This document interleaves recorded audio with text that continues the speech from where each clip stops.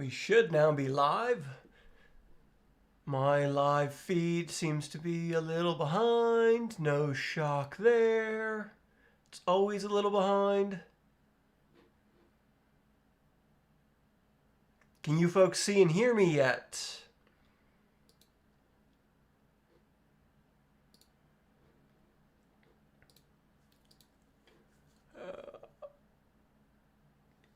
All right, good. I don't know why the YouTube interface is always a little behind, I feel like. So, whatever. We're here. Hi, folks. Hello, welcome. Music. Always forget to turn down the music. All right. Hello, welcome. Prusa Mk4S upgrade. I am sick. I'm under the weather, but I'm here anyway. I wanted to do this. So it's been, Dark Third Dimension, way too long. A long time no see. Oh, there's a dog at the door. It's been way too long since I've streamed. Even though I'm sick, it's time to do it. I got to get back into a better swing of streaming around here. Come on, get in here.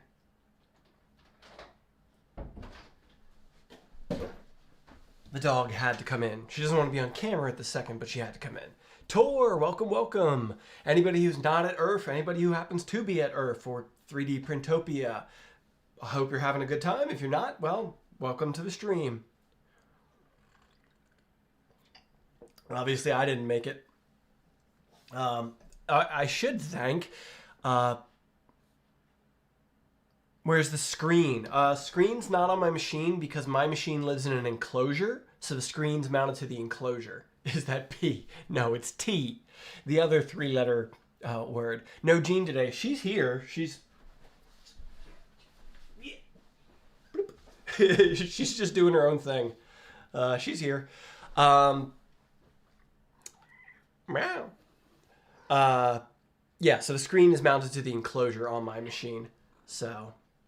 Good job, Jean. Come on. All right. She just wants to do her own thing. No longer on the East Coast. I'm sure Earthtopia would have been relatively close drive. It was. From where I was in Philadelphia, Earthtopia was like 45 minutes to an hour away. So I used to go down each year because it was so easy for me. I still stayed in a hotel and such. It was just too far to like commute to, but yeah, I would drive down each year. Now it's way too far. Actually, I should note that Maddie, hello,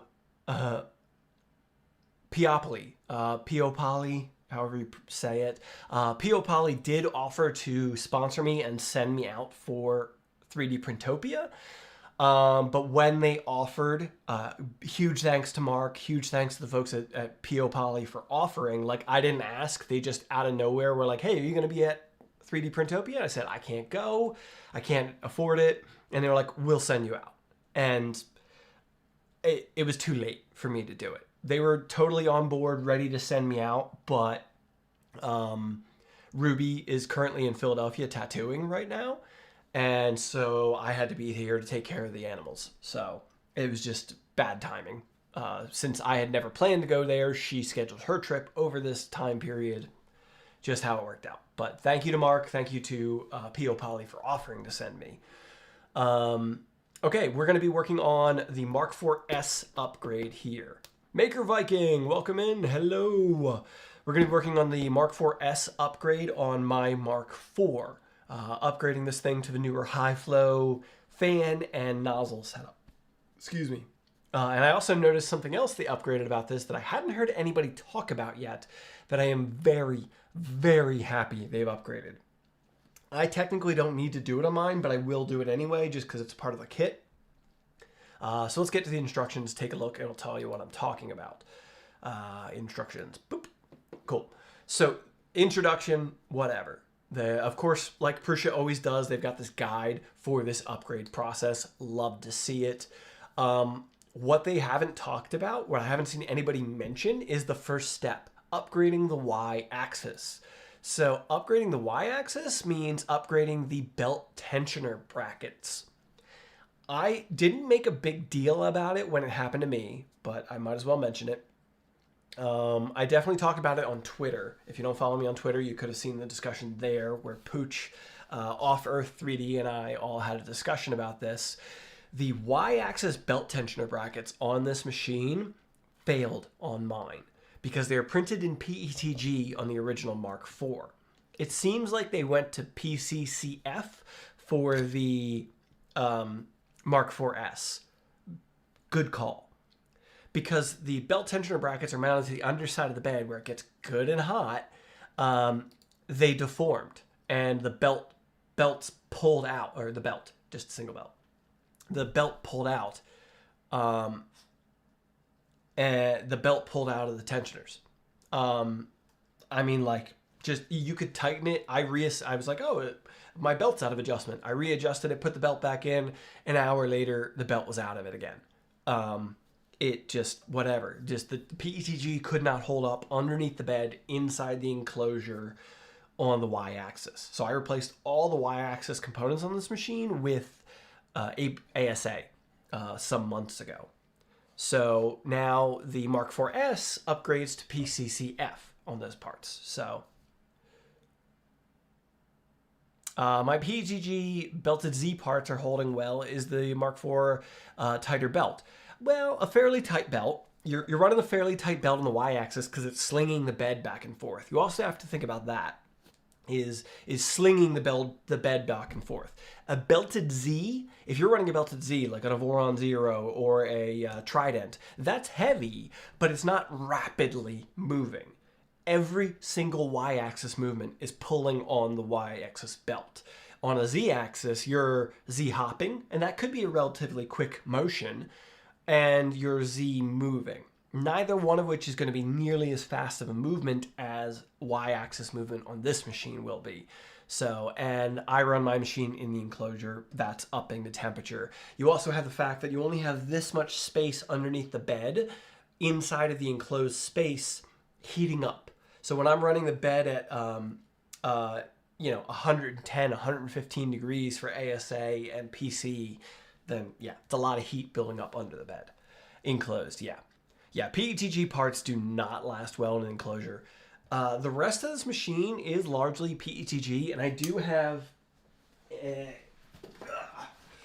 a spool of Prusa Orange ASA and Prusa Jet Black ASA that I will be eventually replacing all the parts on this machine with.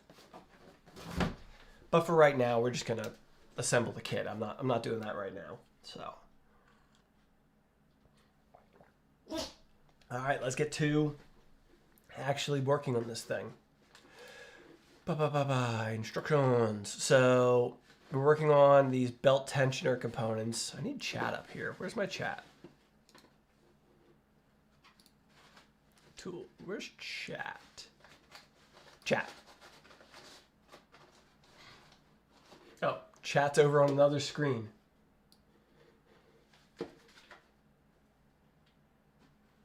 Okay, there we go. Chat. Oh, I should probably mention on Twitter that we're live.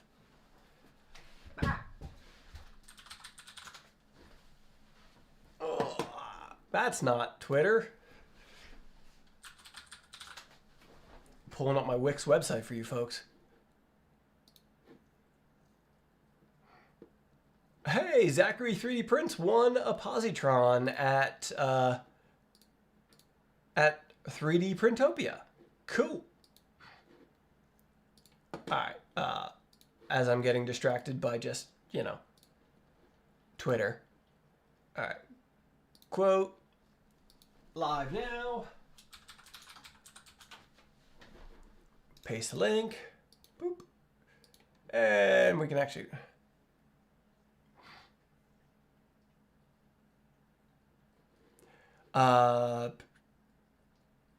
Prusa makes my favorite filament color. They have PETG, Carmine Red, and ASA. What I would do? Oh, so you would upgrade that if they made... Yeah. Prusa's I've been loving this Galaxy Green from Prusa. Welcome in, Mitsuo Level. Yeah, I've been loving this Galaxy Green PLA, Prusa PLA from, or Prusa PLA. I don't think that's Prusa meant. I think it's Prusa PLA. I don't fully understand what the difference is there, but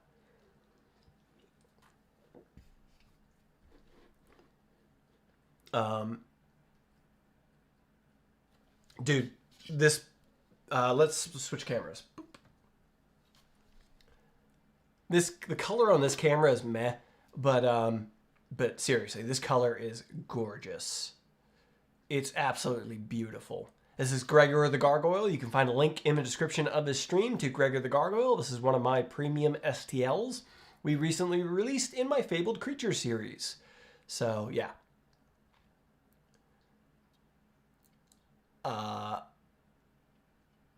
I love Prusa PC Blend. CF doesn't need to be dried. No enclosure needed. Doesn't warp at all. Unfortunately, pretty pricey. Yeah. John, welcome in. Yeah, I've been using PC Blend non-CF for a few parts lately and been quite happy with it. Ordered my kit yesterday. As lead times of death. Yeah, unfortunately. Their lead times lately are a little... how you feeling? Not that great, John, but we're here. Not that great, but we need to get back to streaming on a regular basis, so here we are. I'm losing my voice as much as anything, so hopefully I still have a voice by the end of the stream. It's just a respiratory thing. Selena went and got diagnosed, so... maybe it's back to school season driving up printer demand. It could be back to school season combined with the launch of the Mk4S. You know, like a few things hitting at the same time really kind of lead to more interest. So, all right, back to the instructions. All right, we're going to be installing, I guess, the belt tensioner brackets. Let me find the printed parts for this quick. Are they in here? I don't think they are. Oh, no, they are. Here's printed parts for the Nextruder. Yeah, Nextruder.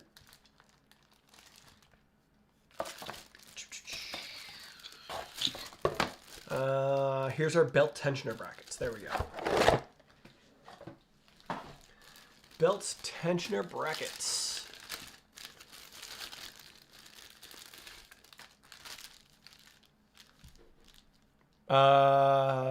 Nutty 3D. Just wanted to check in and make sure you got the little care package we sent back in June. Wanted to verify it worked out with the move. I don't remember a care package in June, quite honestly. If you could DM me on Discord or something, we can maybe connect on that. There's a link to my Discord in the chat. It should still be a good link. Let me know, folks, if it's not. But I'm sorry to say I don't remember what you're referring to. Doesn't mean that I didn't get it, but, you know, the memory of a ADD adult here.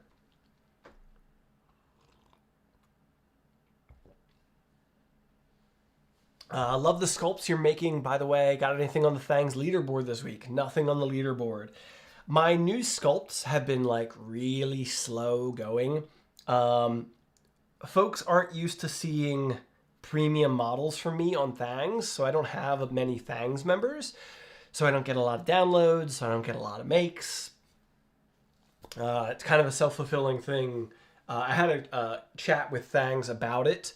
For anybody who's not familiar, I've got the Fabled Creature series we recently launched, where we've got, like, Cthulhu here, the Dark Lord. This one isn't out yet, but it's coming very, very soon. This is Death, the Grim Reaper.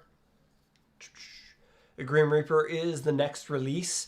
I'm designing this. Obviously, this requires a lot of support. So the reason this is delayed is I'm designing a pre-supported version. So I've designed a built-in support that supports this blade. This one was printed with the print-in-place support, the pre-supported design, and it printed beautifully. I just want to dial in a few details on this before it's ready for release.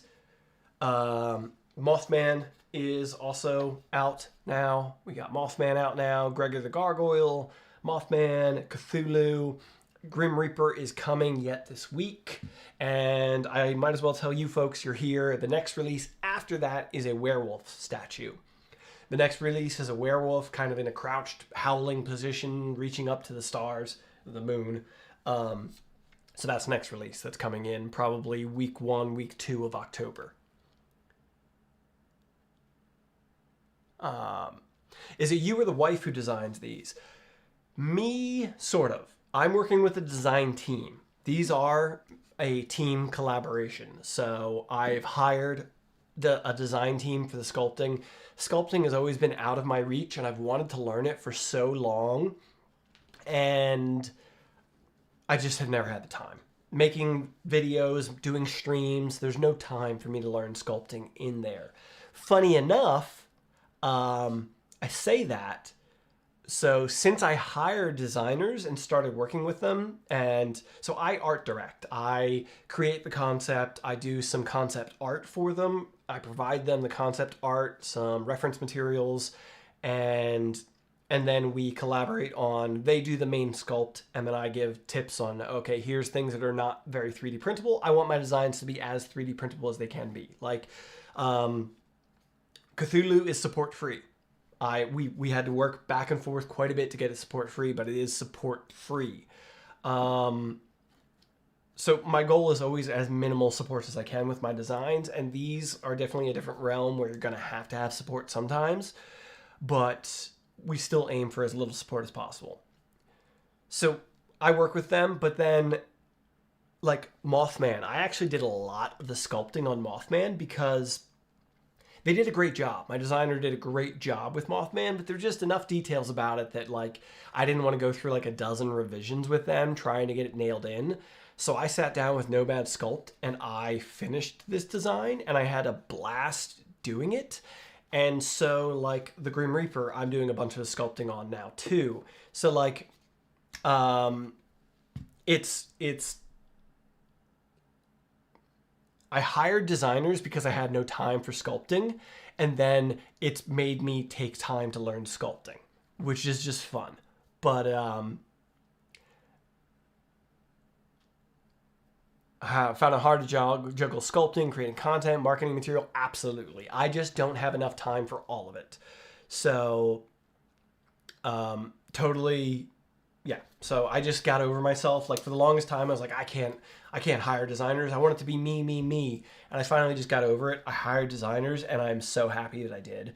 You can really tell when somebody pays attention to printability aspect. Yeah. Like, my designer that I've been working with is an excellent 3D designer, but he wasn't a 3D printer. So I've had to teach him 3D printing stuff as we're going, and I'm working with him, showing him in Slicer, like here's bridging, like here's the things that are going to indicate problem points.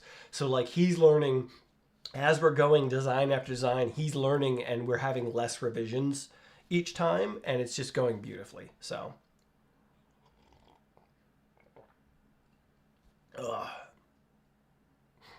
Frankenstein would fit with the current lineup. Yeah, Frankenstein is on the list. I've got a list. I've polled folks on Patreon, each with the last couple of designs.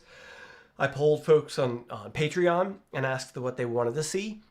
And Mothman won out one poll, then the Grim Reaper won the next poll, and then Werewolf won the poll after that. So the last 3 designs have been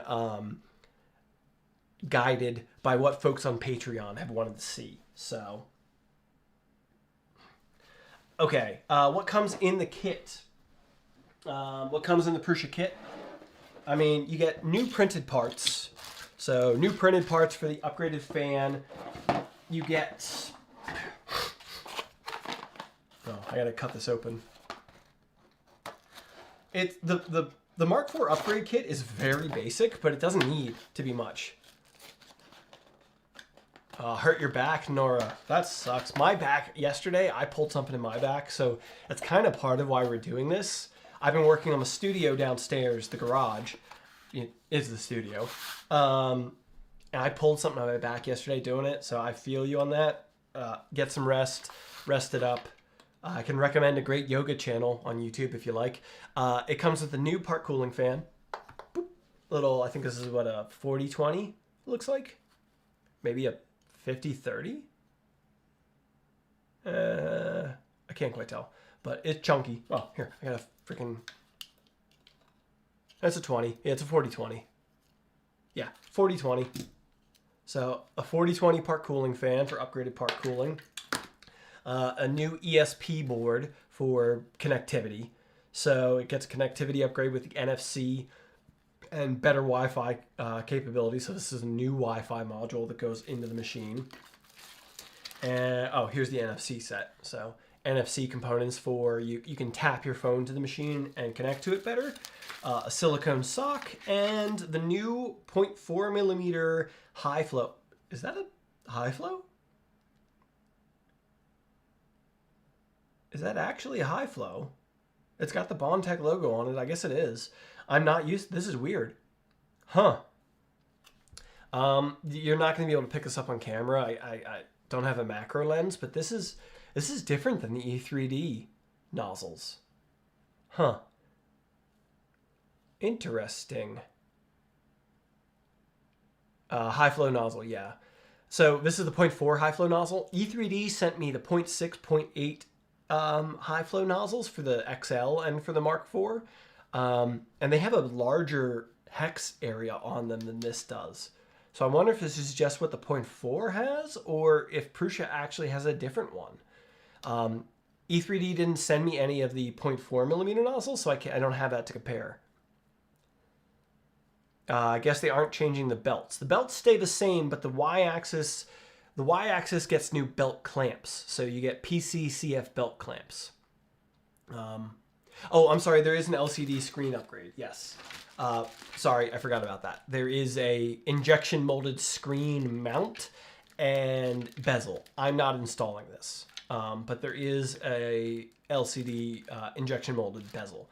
I'm not installing it because my machine is in the enclosure. You can barely see it on the floor behind me there. And I don't care about that. So, but yeah, there are new belt clamps for the y-axis. So yeah, which is, I haven't seen anybody talk about the fact that there are new belt clamps for the y-axis. I love this because my belt clamps failed on this machine. So I think it's a really good call that they went to PCCF with these. So bravo Prusa on that. And yeah, so glad to see that, glad to hear that. I will check. I think the best parts are the nozzle, the better cooling, and the NFC. Absolutely. Totally. Like, the Wi-Fi on the Mark IV out of the box kind of sucks. I haven't been using it lately because it loses connection for me all the freaking time. You know what's annoying? What really drives me nuts about it is it's not that it loses connection. It's that Prusa Slicer loses connection to Prusa Connect to send files to this machine. What annoys me about that is Orca Slicer doesn't. Orca Slicer stays connected while Prusa Slicer doesn't. So like whatever Orca Slicer is doing differently to like bypass security protocols or something, it stays connected and Prusa Slicer doesn't. So I kind of doubt Bamboo will release a new printer this year. I kind of doubt it too. I'm thinking Q1 2025 we're going to see a new machine. Maybe for the Christmas holiday season, but I don't think so. That's a hard time to launch, and with the lawsuit they're dealing with right now, I think they're probably just holding tight and just going to do it timeout login maybe. It's something like that, which is weird because the login doesn't change on the machine. It's weird. They might announce a new printer but not release. That makes sense. Creality still hasn't released the K2 Plus yet. Yeah. Okay, let's get into this. So we're going to install the PCCF Y-axis belt components. Let's see if we can see this on the other camera. Yeah. Okay, so Y-axis belt. It's these right here. I really need a hex driver. Do I have a... Does it come with tools? Doesn't look like it comes with tools. I mean, I'm sure they figure at this point you have the whole Stratasys thing. Yeah, Stratasys is suing Bamboo. Might have a shorter default duration. Yeah, that makes sense. It does. Especially Prusa is far more security conscious than other companies are. So, like, that makes sense. As I said, these parts on my machine I've replaced previously with ASA, but I'm going to install the PCCF ones anyway. Because they come with the kit, why not? PC is higher temp stable than ASA anyway, so let's do this.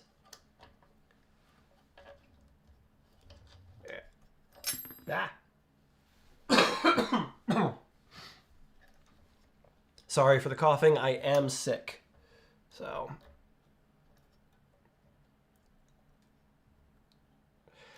could be that Orca handles the Wi-Fi access points, being closer together, better than... who knows? It could be a lot of reasons why it's happening, but... it happens. That's all I know. Ooh, ooh, ooh, ooh, ooh, ooh, ooh. Let's break out the new. My custom LTT screwdriver, precision screwdriver. Mantic Really Edition. Yeah, it is a Prusa XL behind me, yes. 2.5. So, it's got a purple cap on it. They put a purple end cap on the LTT precision screwdriver to match my brand colors, purple and teal. So, thank you to LTT for that. Haven't even posted anything about this so far.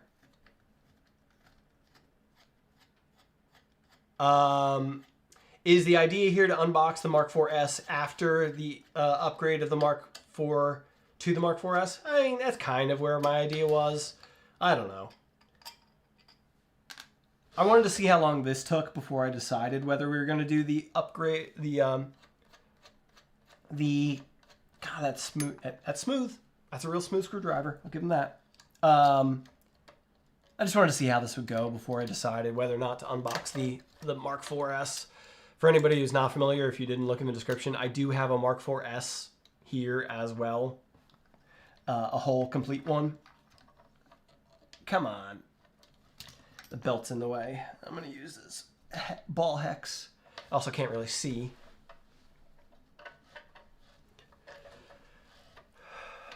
Cold season started. Yes, it has.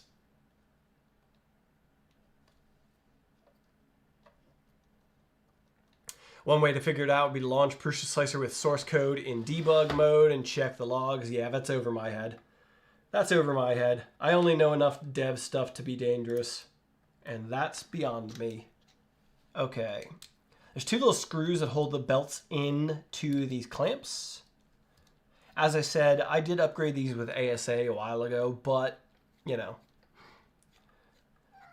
Yeah. I think Gene wants out of the studio. Out of the office. What's up, Gene Bean? You want out?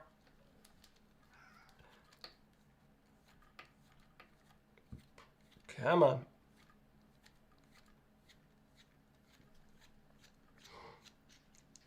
I'm a dev, but don't have a Prusa printer. Of course.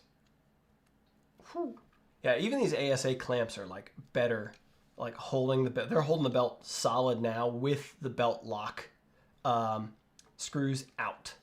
So I'm really, really happy, and I really want to take a look at the Mk4S, if nothing else, just to see. I want to be seeing if the Mk4S ships with the PCCF belt clamps.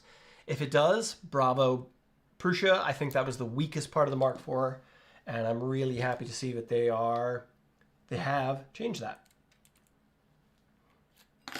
They took our advice and said, yeah, you're right. That is a weak point. Let's change it. Bravo. All right, screws out. One more screw out. I think there's a hex nut in there I got to get out yet.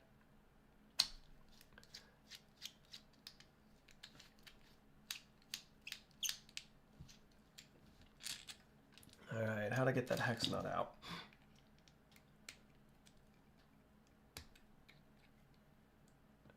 Surprised the extruder backplate was also replaced. Yeah, I'm glad to see it. I just think, I think enough people are running these things in enclosures now. I think enough people are running these things in enclosures now, they're starting to see issues. All right, my ASA parts are off. And we got the PCCF parts. I got to slide a hex nut into this one, into a little hex recess. I'm going to stick a screw in it to help me do that. There we go. Screw through you. Screwdriver.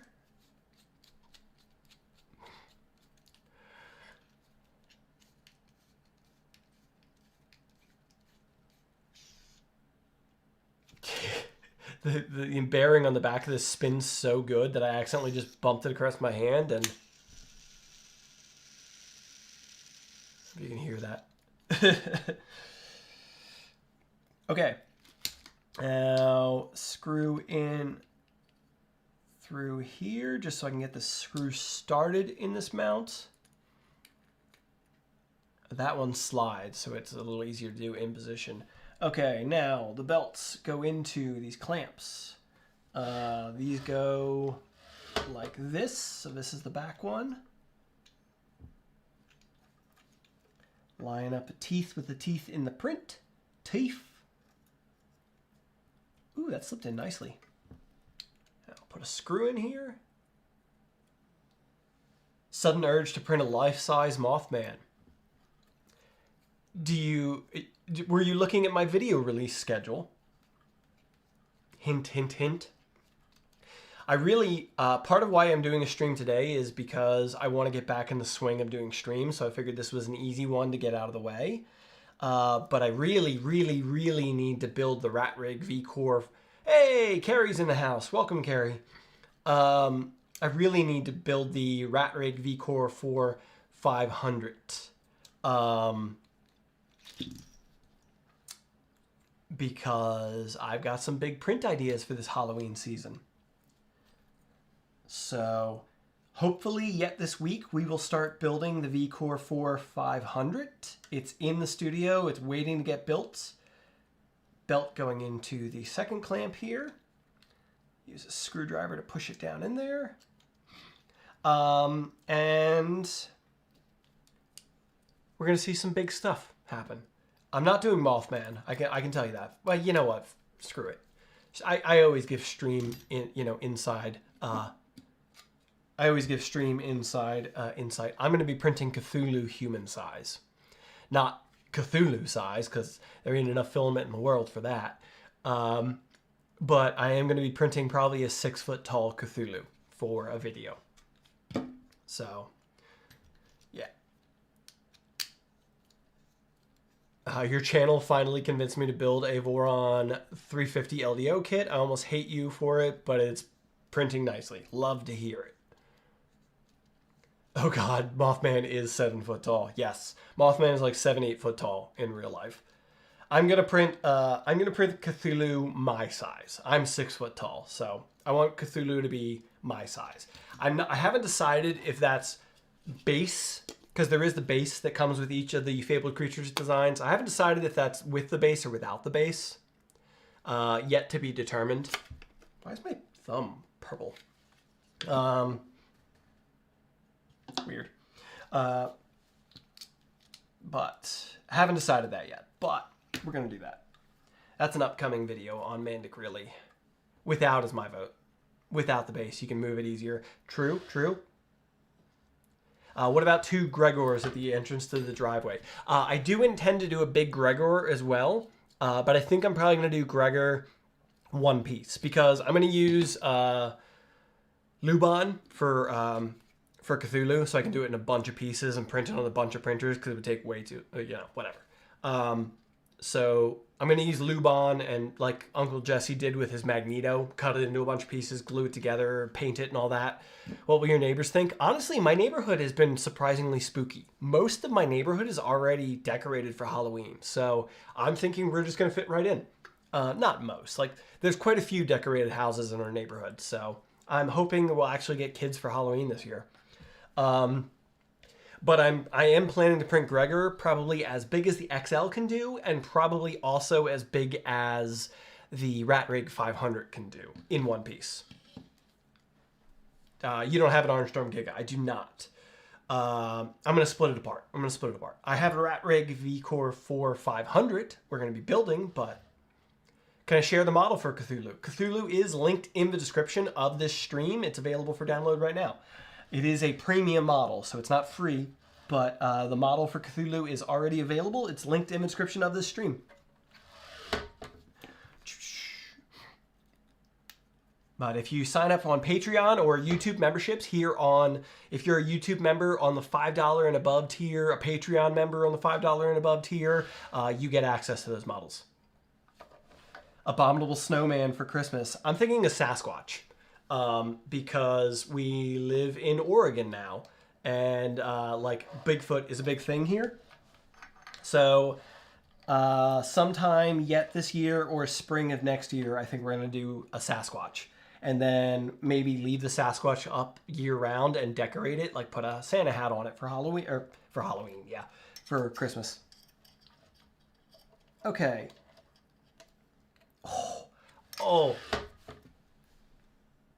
Nura, remember when I said I pulled out my back? Yeah.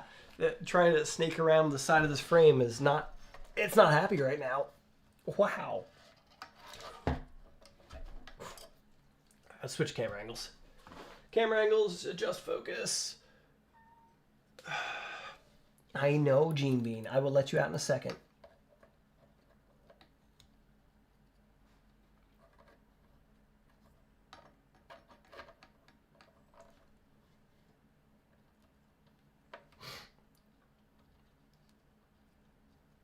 There we go. That's in there now.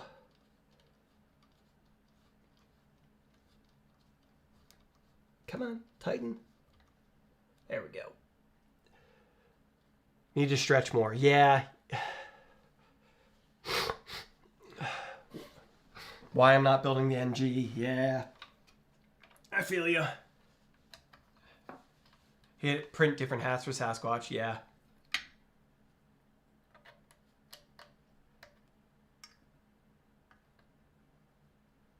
I don't know if Polymakers ever sent you their polywood filament. No, they haven't. It's awful. That's sad to hear. I remember why I stopped building cars after I pulled my back. Yeah, I feel that very much so. You know, the reality of it is I do stretch regularly with Ruby, but Ruby's been out of town, so I haven't been stretching. Like we actually had quite a while there where we stretched every night. We did yoga every night. And she's been out of town. And because she's been out of town, I haven't been stretching, and I'm paying for it. Hi, Gene Bean. Let me let you out. Here you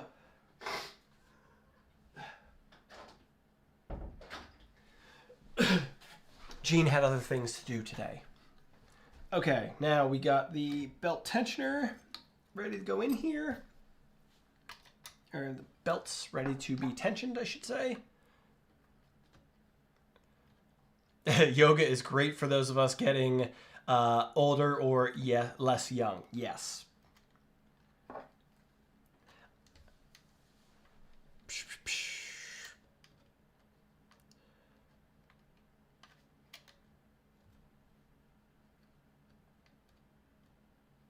Can't believe you missed Gene. Sorry, Carrie. Sorry. Star of the show had other things to do today.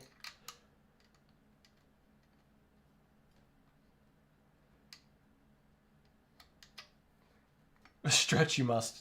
Hey, that's Yoda. Yeah, so I think after stream I will be stretching. I have a favorite YouTuber we use. Has excellent stretch videos.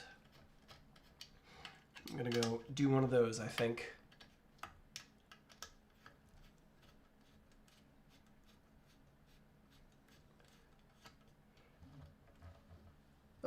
hex nut fell out of this? Or square nut. I don't see a square nut anywhere. Where'd it go? Square nut fell out of one of the out of this front tensioner piece here. Where'd it go? Where'd it go?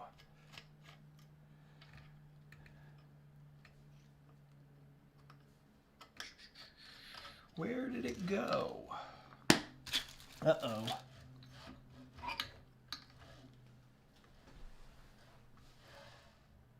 I don't see a square nut. That's not good.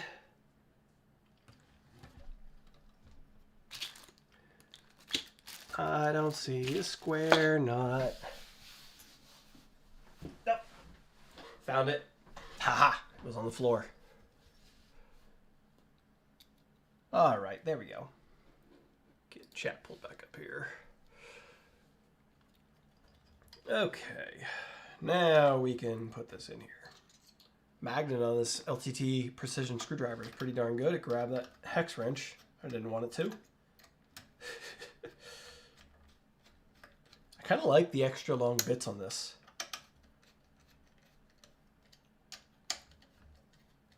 I could definitely see why they did that versus other hex drivers. Where will rep racks live in the new house? So in the closet there where filament currently is, there's going to be a rep rack. There's going to be one across there, maybe 2 levels high. I'm not 100% sure. So like currently the XL and the Bamboo X1 are in the closet. They're not going to live there, but that's what's in there for the moment. There will be printers there like that, but I'm thinking it's going to be like printer for ants builds, smaller machines. And then there's going to be a rep rack in there. I've got plans for what that's going to look like and what this office is going to look like. Fohammer, welcome, welcome. And then there's a wall in the studio where it's going to look like, where it's going to be, yeah. Yeah, so there's a wall in the studio. All right, where there's going to be rep rack. All right, belt tension feels freaking good. I think we can tighten this right where it is. I'd have to show you the studio to explain, and it's a little much to do at this second. I've been working on the studio quite a bit lately. It's what I've been doing all week. So, if I remember correctly, you had a ton of spools prior to moving. Yeah, I had like 200 spools. I sold most of it. I sold almost all my filament for the move. Excuse me. Most of that filament is new stuff. It's shown up since I've been here.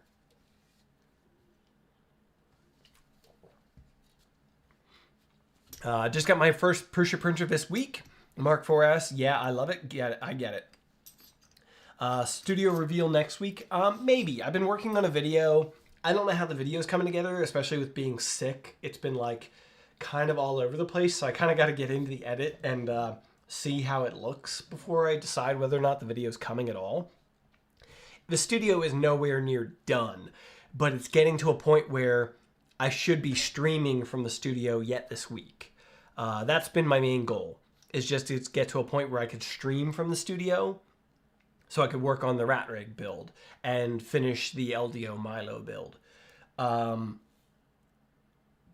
So that's been my goal. The studio is like literally there's no drywall on one of the walls, so it's just studs and exposed insulation, but it is what it is. Like, I've got to get back to work in there. Faux hammer. Just got my first Prusa this week. Mk4S. Yeah, I love it. I get it. Honestly, Prusa won me over with the Mk4. Like, I now have 2 of them. I'm so happy that they sent over a second one because I really have... Like, the Mk4 has been the machine I've printed with the most here in the new space. So the fact they sent another one means I just have 2 machines to like keep up with production for videos and whatever, and I'm thrilled about that. So yeah. Okay, we got the Y-axis belt tensioner setup done. In there, adjusted, tensioned.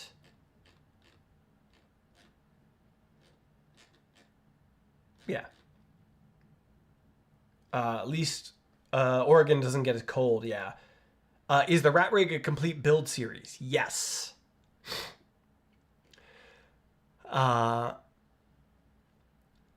Yes, the Rat Rig will be a full build series. We're going to be building it on stream, but I need it ASAP because I need it. If I'm going to put out a video about printing the life-size Cthulhu, the human-size Cthulhu, I need that machine running like yesterday. So, yeah. I don't know when that's going to happen, but it's going to happen. I had hoped to be working on it this week, but everything in the studio took longer than I had hoped. All right, let's look at the instructions. Next up is upgrading the X LCD. I'm going to open that real quick and show you, but I'm not doing that, as I said. It's got the injection molded parts for it and such. I don't have any use for this because my machine is in an enclosure, so not what I'm doing. I'm not doing this. So on to upgrading Nextruder. MMU3. If you have the MMU3, it's slightly different. I don't have an MMU3, so highly recommend protect the heat bed. Okay.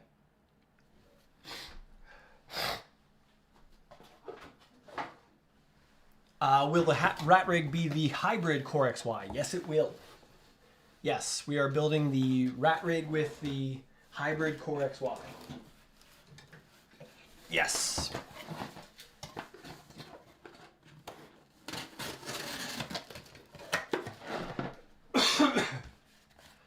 Yes, yes, yes.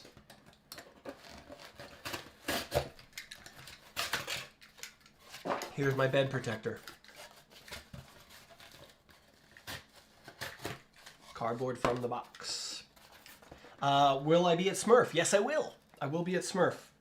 Are you going to be making an appearance, Fohammer? Is Rat Rig also all-wheel drive? No, it is hybrid Core XY. So it's not all-wheel drive. We're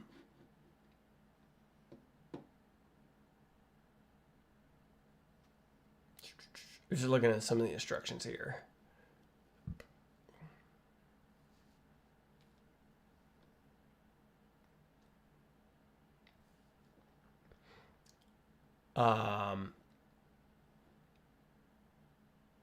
Error. Sorry, zoning out. Yes, I will be at Smurf, yeah. I'll actually be awake this time. Last time I think all I said was, I have the same camera bag, and then walked off. I don't remember. It was a blur. I thought hybrid was all-wheel drive. No, it's different. Who knows? I'm coming from the West Coast now, so I'm probably going to be the one in the stupor this time around. And I'm not getting in quite as early as I did last year either. Last year I had like a day to adjust before Smurf. This year I won't. But yeah, I will be at Smurf. Thank you to CookieCAD for sponsoring my trip to Smurf 2024. Thank you, CookieCAD. CookieCAD will be at Smurf. So those of you in the UK who may want to pick up some CookieCAD filament, they will be there at the show. I'm going to be building a Death Racer using CookieCAD filament and bringing it to the show, my first one that I'm building, so yeah. Any update on the Neptune 4 Max linear rail? I sold that machine before I left Philadelphia, so.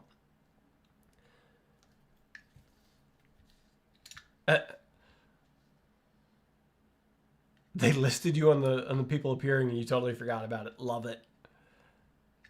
I want to try their ABS. I love their ABS. It's a little finicky, but I really like the material. I'm hoping they're going to have a fair bit of ABS for you folks in the UK, because I'm quite sure quite a few folks from my audience at least will be interested in picking up some of that.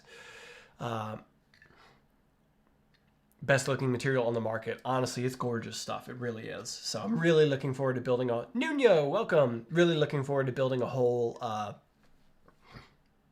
Death Racer using CookieCAD filament. And now they have TPU. So I actually can build a full Death Racer, and almost everything on the Death Racer will be CookieCAD filament. So the tracks are going to be Unicorn TPU. So, yeah.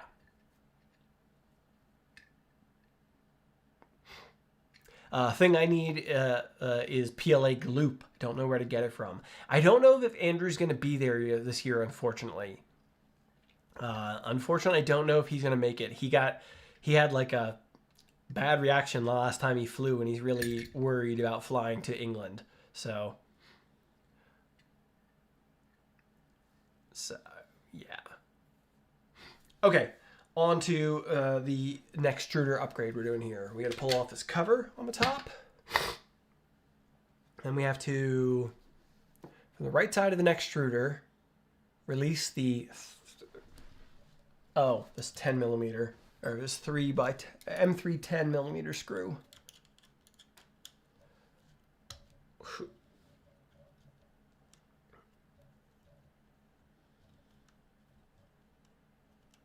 Use CA glue, usually works well enough. CA glue works fine, but PLA gloop actually melts gloop and actually creates like a chemical bond of the gloop. So gloop in general, PLA, PETG, ASA, they've got numerous gloops, but they actually bond the materials together, not just glue them together. It's not really a glue so much as it is a bond that will actually bond things together. Love Cookie CAD, built my LDO Rook from Unicorn PLA along with their Mint PLA. Joseph Pitt, thank you for the super chat. It is greatly appreciated. Oh, that reminds me of something I haven't thought about to show you folks. But thank you very much for that. I greatly appreciate that. Shit, how am I going to do that? Facebook?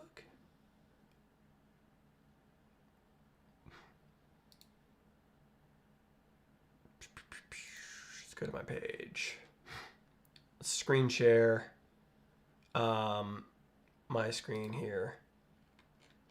I want to upcoming video on the GT1 Mega from Geekom. Here we go. My head is in the way. How do you folks feel about this t-shirt design?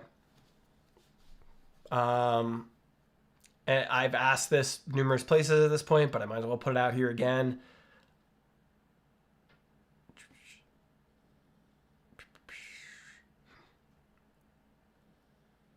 Have you tried anything like ABS on the Mark IV? I've mostly printed ABS and ASA on the Mark IV. That's most of what I've run through the Mark IV. I have the mine is in the enclosure. It's down there on the floor. The enclosure is like, it's a really it's an over-engineered design is the best way to put it. So it's an over-engineered design. I really like it. It works well for printing high temperature materials. It doesn't get hot because it's a fairly large chamber, but I quite like it. So AI prompt. No, this is Ruby. My partner designed this. This is handmade. So yeah, it's not complete. This t-shirt design is not complete, but it is much of the way there. I'm thinking it might be UFO and Japanimation looks nice. Yeah, we were going for like a cyberpunk / patent drawing thing with this because cyberpunk is kind of where my branding is going. So that's what we're going for here. So the only thing is the original design is the UFO on the back and then my logo on the front, as you can see up there.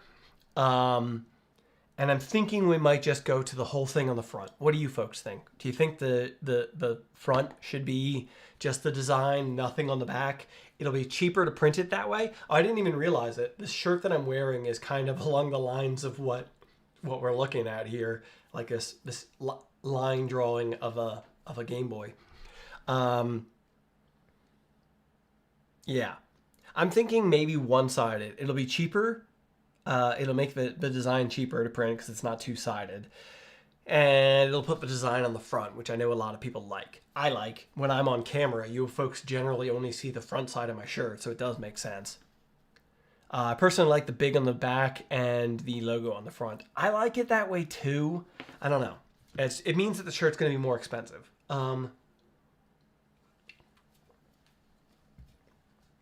part of the point of this is a fundraiser.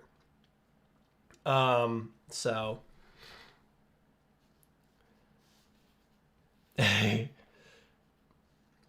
very few people see the back of a shirt. People wear shirts and hoodies over tees anyway. Good point.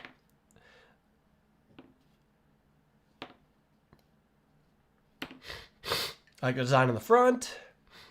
We released just the logo design. I don't know, maybe. What I was thinking about was my thought was probably just do the whole big design on the front, and then maybe make myself a couple of the ones with just the logo and stuff for my own stuff. Have you read Ian Banks' Culture series of sci-fi novels? Nope. Can't say I have. I love sci-fi novels, so I should probably check it out, but I cannot say I have. Okay. I'm just waiting for a Gene t-shirt. I am too, don't get me wrong. And that's what's missing from this is we do need to get Gene in this, and I'm not even joking. One of the elements that's missing from this is Gene being in there. It'll just be like a little Gene like inside the spaceship or something, but that is one of the things that's missing from this shirt. Because this is Gene's spaceship. That's what it is. This is Gene's ship. So, we'll see. But, okay. Back to the build. But, yeah, I wanted to put out feelers about that before I put up pre-orders for the shirt. So, yeah. Okay. I got that screw removed and that bracket removed. Remove the two M3x30s with the springs. Her peeping out a window. That's pretty much what the thought was. Like, her peeping... That's wrong. Huh. Oh, no, that camera's out. Wrong camera. But that is pretty much the idea. Is Gene poking out one of the windows or something. Science Sniper, welcome in. Are you more a dog or cat person? Both at this point. We have both. I mean, Domino, my dog, is sleeping under the bed. Sleeping under the desk right now. Gene, the cat, is around here somewhere. So, I'm both. I used to be a dog person primarily, but then my cats came into my life, and it really changed me into both, into a 50-50 split. So,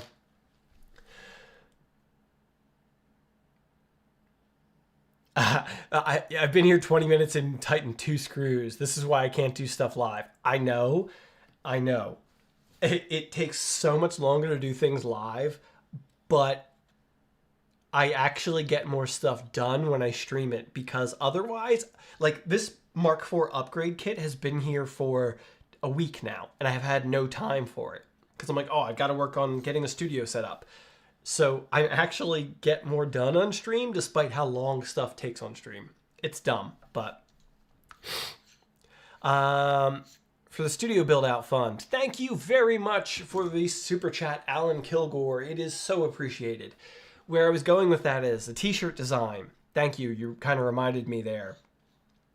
The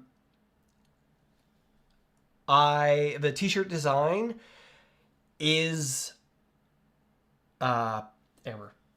It doesn't help that I'm sick, so I'm like a little brain foggy. Is a fundraiser. The t-shirt design is a fundraiser. The move cost a lot more than I hoped it would. It's taking a lot longer to get the studio built out than I hoped it would. Jose, welcome in. Yes. Fellow ADHD brother. Yes. It's taking a lot longer to get things built out here than I had hoped it would, and it's really, really hurting my wallet. Income from the business has heavily decreased in the last couple of months. So part of the t-shirt design idea is to be like, hi, here's a cool new, like, my first merch item. It won't be like the cheapest t-shirt around, because it'll also be like, you're helping to support me building the studio. Because, like, it's costing a lot more to build it out than I'd hoped it would and all that. So, Science Sniper, want to see my Voron Zero build when done? Absolutely. Head to my Discord. We have a whole area on my Discord for showing off things like that. So, link in the description. Heading home, Jose, see ya. Head to the link in my description to my Discord, and there's a whole section for showing off your 3D printer builds on my Discord. So share it over there. We'll all check it out. Is the area better than where you were before? I mean, it's gorgeous. I don't know if it's better necessarily. It's a beautiful part of the country. Yeah. Stick a camera in the corner and stream the workshop build. It's just too all over the place and that doesn't work. I've considered doing that before. It doesn't work. Okay, so these 2 screws are out. Remove those 2. Idler assembly. Release the M3 nuts and remove the Torx. Oh, I gotta disassemble the idler. I gotta disassemble this. Good thing I've got the LTT precision screwdriver here. It's a superpower and kryptonite. Yes, it is. You are not wrong. Oh, that's sick.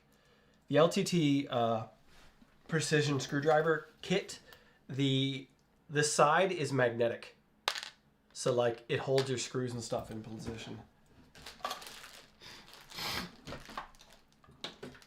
This is silly. It's the only pair of pliers I have here right now.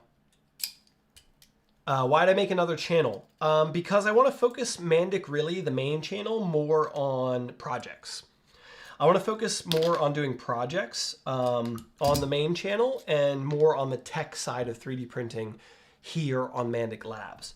The reason I made a second channel to do that with is if on Mandic Really, I'm making videos about just fun stuff. Like, I know I'm going to be building a 3D set. If anybody's familiar, Steve Builds did one, his Datsun.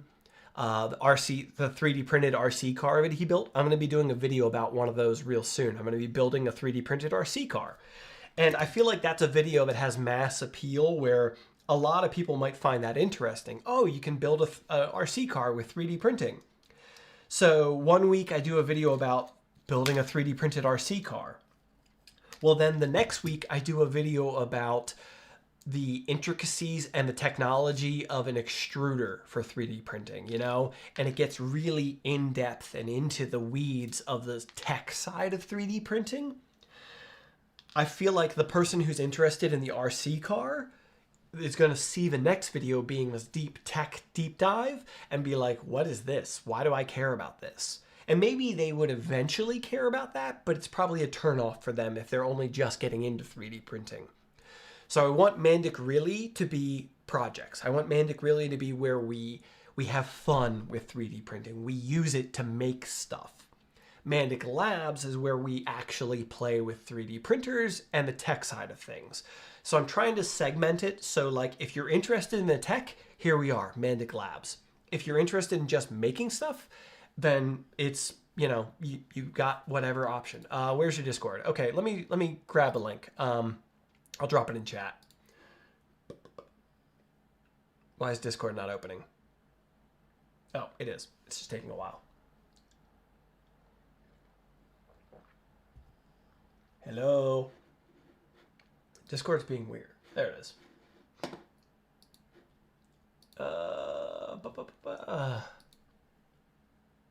Invite.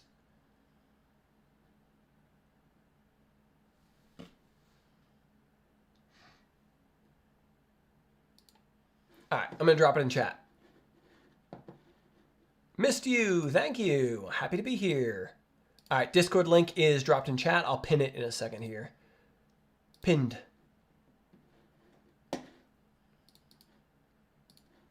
Discord link is pinned, so that is my Discord. Thank you to Nomad from the Positron team for putting my Discord together, by the way. Okay. All right, where are we at here? So yeah, just I was worried that I was going to turn people off by splitting things up. Hello from Vegas, 3DHP. Welcome in. Hello. You'll no longer need these plastic parts. Yeah, okay. So all these plastic parts are going away. There are new plastic parts for the Nextruder. We're replacing. I'm happy to see this. The Nextruder parts. I'm also happy to see this because I also had issues with these parts on my Nextruder. So we are replacing the little clamp lever mechanism that tensions the filament on the Nextruder. Love to see that. That is a good upgrade in my opinion. Join the Discord. Awesome. Welcome in. Thank you for joining the community. Okay, let's put some screws back in this. Tooty little part. Tooty little part. Now these are all PCCF. I'm really happy to see that. See, nobody really talked about this when I saw anything about the Mk4S, that a lot of the components that I really felt needed to be upgraded on the Mk4 to a higher temperature material are upgraded. So I love to see that they are actually taking proper input from people. I know I'm not the only one who recommended to Prusa that these parts should be no longer PETG, and they are no longer PETG. So love to see it. PCCF. They went like above and beyond. I just said they should make them out of ASA, and they went further. Cool. So here's our little clamp piece. Little clamp piece here. And next is the tensioner arms, which are also PCCF. I think. Yeah. I assembled that. Well, here. There's the pieces. You can see. I just assembled that structure there. Is PCCF easier to print than ASA? Thinking for their farm. It must be. They must find it to be. That's the only thing I can assume. Because, yeah, their farm is not enclosed machines. They're like semi-enclosed. I think they have curtains in front of a lot of their machines in their farm. So I've not been there. So. Oh. Okay, now we need to disconnect a bunch of the wiring from the tool board.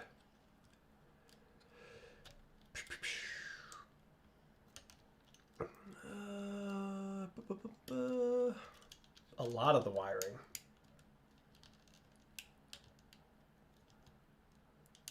What's your thought on injection molded parts over printed parts?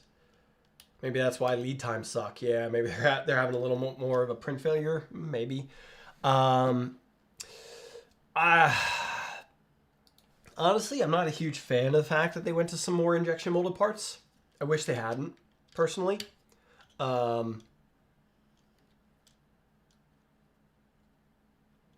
I kind of wish they hadn't. I guess I get it, but I don't know. I liked the amount that was printed about their machines. You know, I personally I liked that, and I still like that. So I don't know. Like I'm not going to use the injection molded screen parts on my machine. I'm going to stick with the printed parts.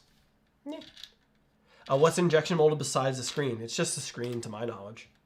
That's all I'm aware of. Okay, cables are disconnected. I got the screw removed from the fan door. I should be able to pull this off. There we go. The old fan duct and door is off. So this is going away as we're going to the much bigger new fan. So look, I guess now I have a spare for the XL.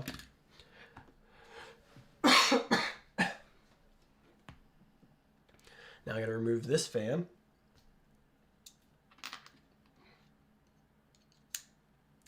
The MMU3 has a specific printed HP printed gear. Oh, okay. Isn't the new frame injection molded? The new frame is cast.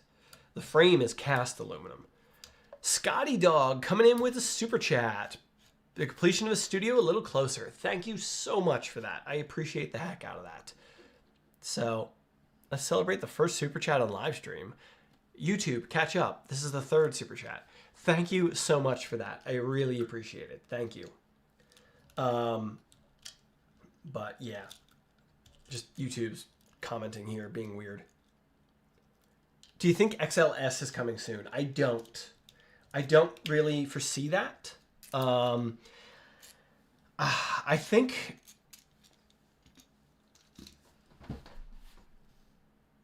I don't really see it because the packaging and high flow and 360 cooling.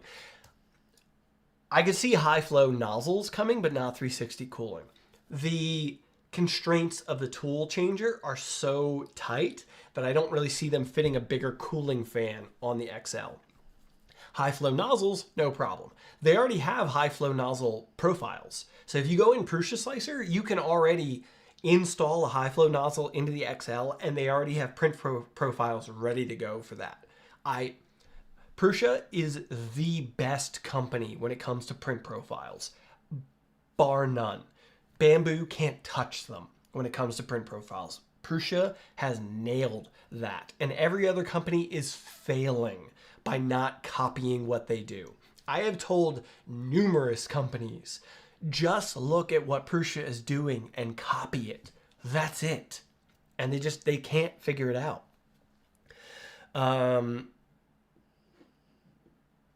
Okay. Rant over, whatever. Okay, fan is off. Pull out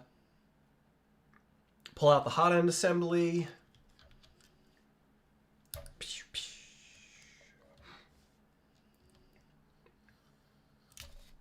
I still have filament in here. I forgot to unload it. I copy Prusa profiles to Orca now as a start point. Totally. I copy for the Prusa when I'm using Orca Slicer. I copy over settings from Prusa Slicer.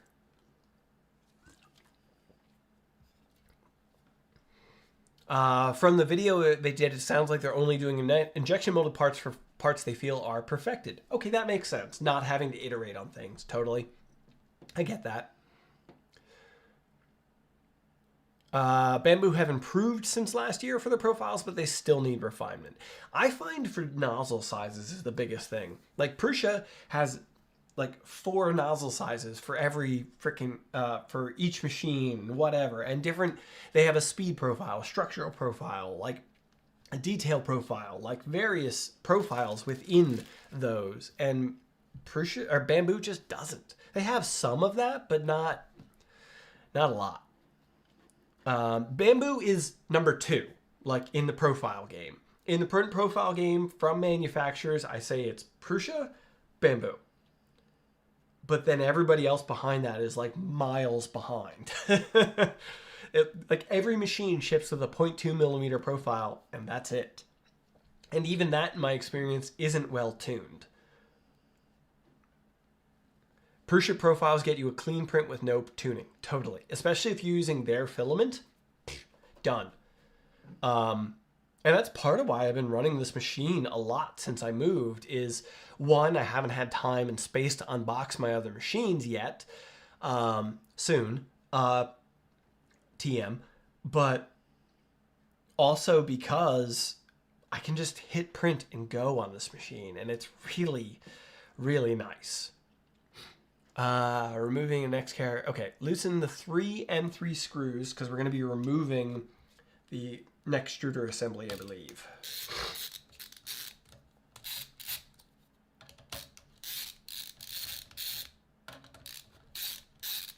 Alan misses his Voron. I do. I really do. You're not wrong. I do. I really, really do. But my Voron 2.4 also needs work, and I don't have time. I would have unboxed it already, but it needs work, and I don't have time for an overhaul stream, so I haven't unboxed it. So, okay. I guess remove these connections off the buddy board, the little tool board. Here's our whole Nextruder assembly. Separated off the machine. Bamboo 0.2 nozzle profiles are pretty rubbish, to be fair. Honestly, I've tuned my own profiles and I don't use pretty much any of Bamboo's default profiles. So, I'm thinking about getting an MMU3. Is it reliable? How does it compare to a Bamboo AMS?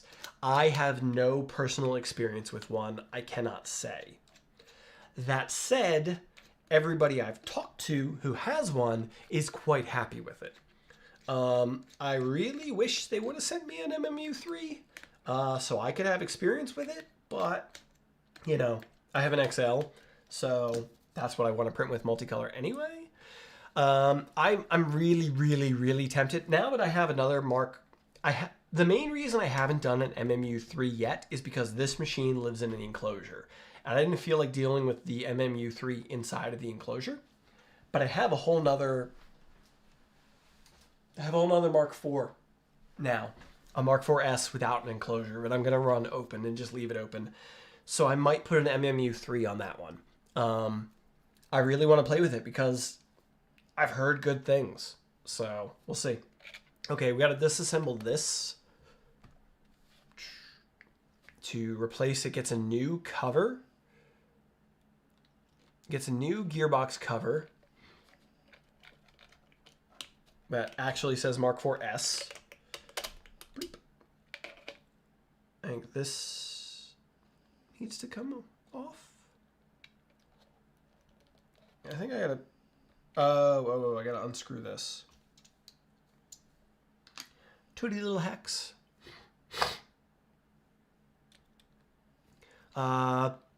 Bamboo plus AMS creates a bunch of waste. It can struggle at times with cardboard spools or spools of odd sizes. It's extremely compact. It is an extremely compact design.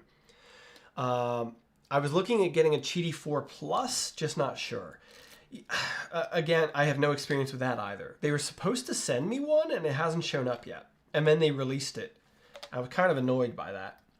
They said, oh yeah, we got this new machine coming out. They reached out to me months ago about that machine. And we're like, oh, we'll get you one. Great, awesome. It still hasn't arrived and they released the machine. And they also didn't tell me that they're coming out with an AMS, but they've already announced it. So, okay, this tensioner arm is getting replaced as well. I've also had problems with this on my machine, and I actually replaced mine with ASA. So I'm really happy to see this is getting... They sent it to your old address. No, I gave them the new address. I know I did. Doesn't mean they didn't send it to the old address, but I know I gave them the new address. But also my old address is a mailbox that knows me very well. And so if it went there, they would tell me. I know someone who got a beta unit of the Q4 Plus, Cheaty 4 Plus, and apparently it's really nice. I've heard great things so far, and that's part of why I'm kind of a little annoyed, is like I've heard it's great. It looks like a mini fridge, but I've heard it's good. I really want to play with it. I really want to try it out. Okay. I'm 36 minutes behind live. I've had a virus recently and it came with a lot of back pain. That may explain your back issues. Oh, joy. Not what I wanted to hear, but thank you. The new Cheaty looks promising. I mean, I've heard. I don't know. I have no idea. Till I get it, I don't know. I don't want to comment on a machine I haven't used, but it does look promising, yes. Okay. Now we're assembling this new arm with the old bearings. Speaking of fridges, Cybertruck P1P. Yeah, you're not wrong. There's so many Cybertrucks here in Portland. There weren't that many in Philadelphia. There are a bunch in Portland.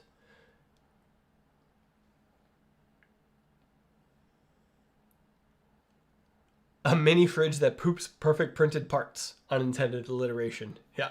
Welcome back. Thank you very much. Okay. All right. Let's put screws back in this.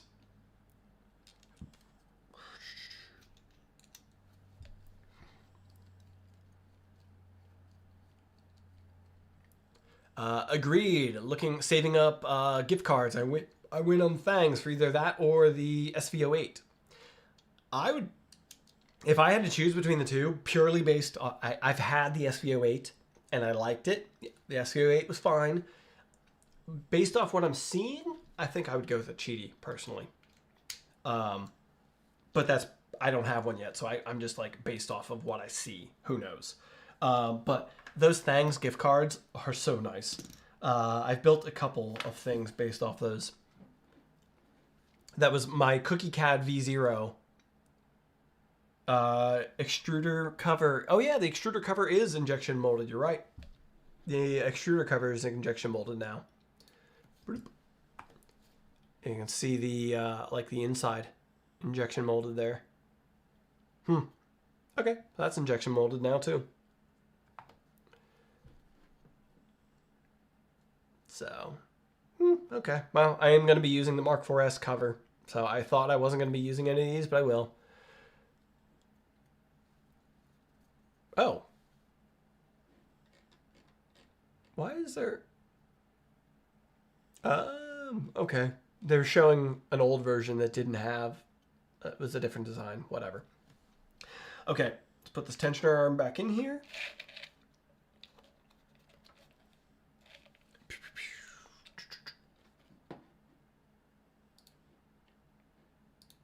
And our screws in, cover on.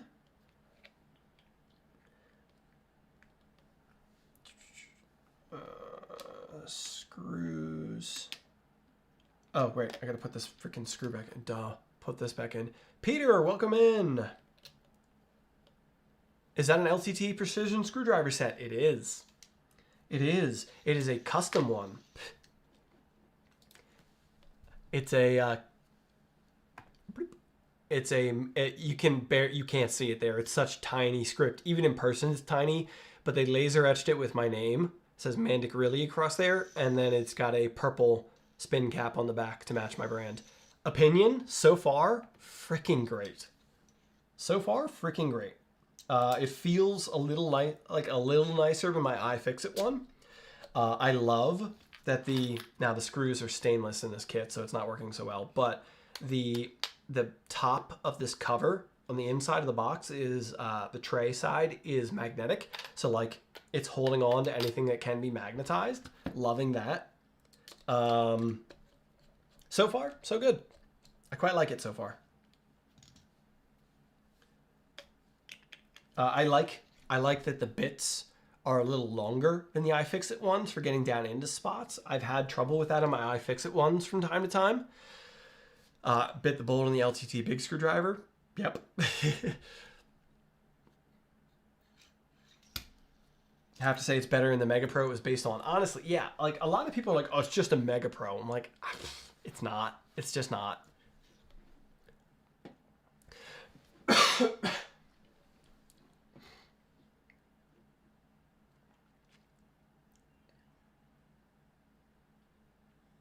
Okay,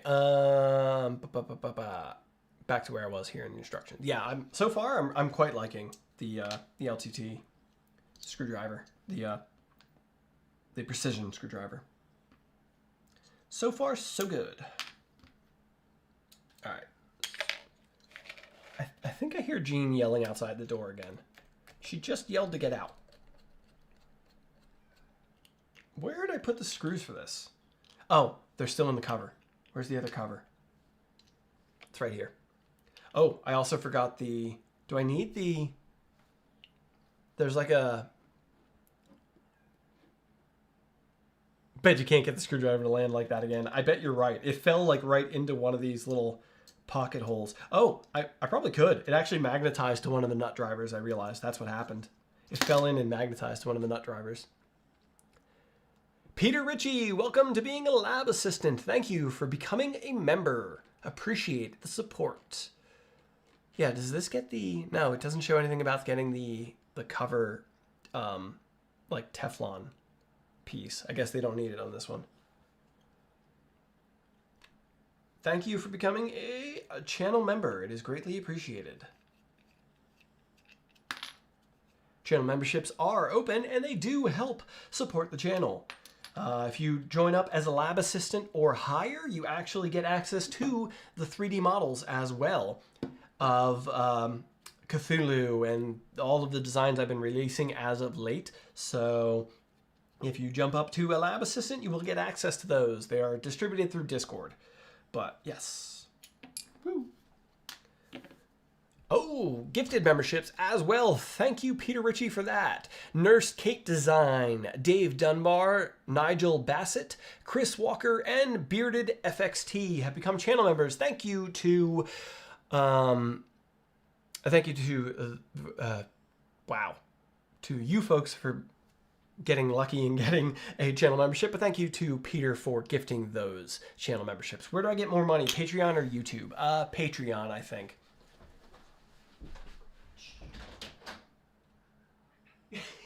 Here comes Jean.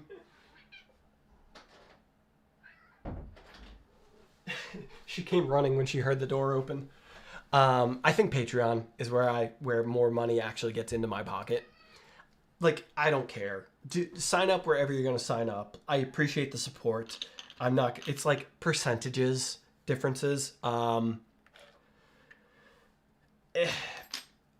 The only reason that I make more on Patreon is because I've had a Patreon for so long that I'm grandfathered into like a better plan, a better tier on Patreon than most folks are. Is Patreon better than Thangs for membership? Yes. Again, same reason. Patreon is better for me than Thangs because I've been on Patreon for so long that I'm grandfathered into like the founders tier. Like, I've been part of Patreon since like early days of Patreon, and as such, I just get better rates on there. Oop, wrong screw. So yeah, like if you were to sign up for Patreon today, I think Thangs is better for folks, percentages wise, and probably YouTube memberships as well. I have not really compared, but because I'm grandfathered into that better tier on, Patreon, it works out well for me. So it just so happened that I started the Patreon forever ago, and that's just the way it worked out. All right, we got the new cover, the new Mk4S injection molded cover on there, the new PCCF tensioner arm on here, and now I got to remount the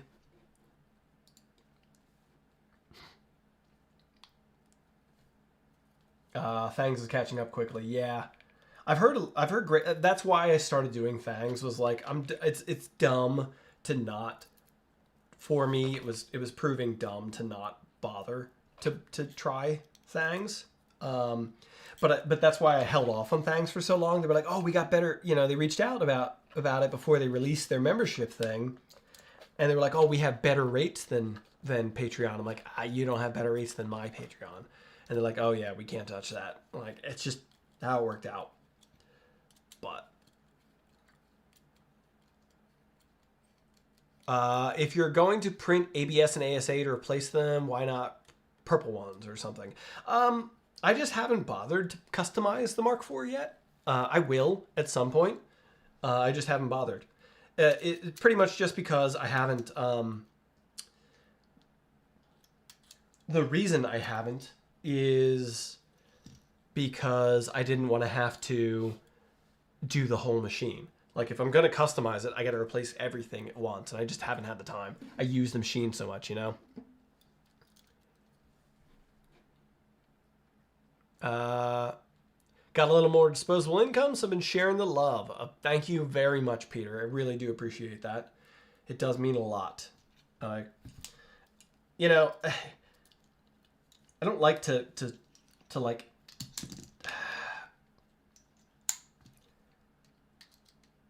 How do I put it? I don't make a lot doing what I do. I love my job, and I never want folks to oh damn it, I just put that in upside down. I never want folks to think that I'm complaining about my job, because I'm blessed to do what I do. But I do not make a lot of money, so any help is greatly appreciated. I literally have not paid myself a paycheck in the last 3 months. So, all the money stays in the business because it's had to. But, you know, hey, like, I love what I do. I really do. And I cannot, there's a lot to be said for loving what you do. So, in this day and age especially. I put this arm on upside down. So let's correct that.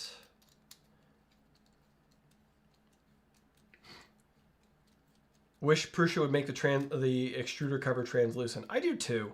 I liked that. I've not bothered to do it because I don't have any resin printers set up. like CNC Kitchen did at one point. Now these nuts are backwards. So I put it together backwards. All right, I gotta fix that. It's gonna bother me if I don't. More than anything, it's that I won't be able to access the screws later. So it makes sense to change these out.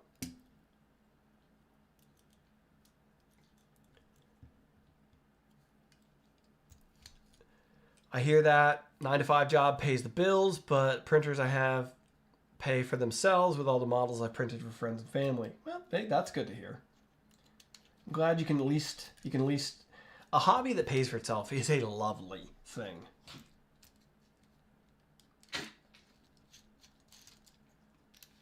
Hobby pays for itself is a lovely thing to have.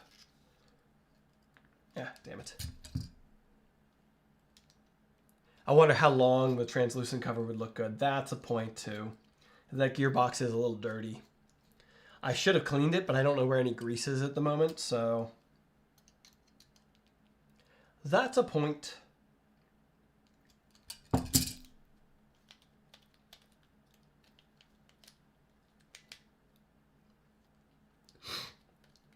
Loosen that just a hair. Okay. Got that spun around. Now I've got PC. That's what I'm aiming for, covering the cost of materials. Valid point with the lube, yeah. Okay, so now we got PCCF parts on the Nextruder. Love that. That's an excellent upgrade. Glad they did that.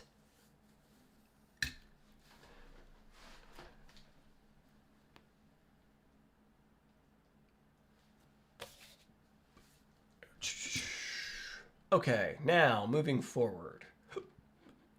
What's up with the instructions next? Assembling the Nextruder parts. The new fan holder is sheet metal. There is a sheet metal fan holder.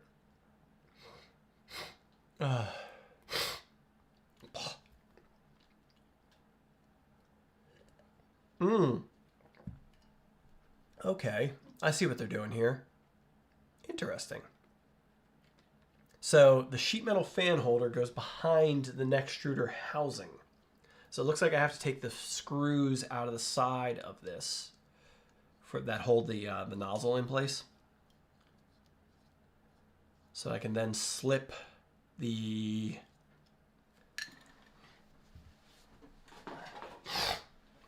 excuse me, the sheet metal component, the new sheet metal component behind here. So I got to feed the wire for the thermistor, it looks like, through this. I want to just kind of like figure out what I'm doing here first. How does that work? There's no space for that. I gotta look at this a little better.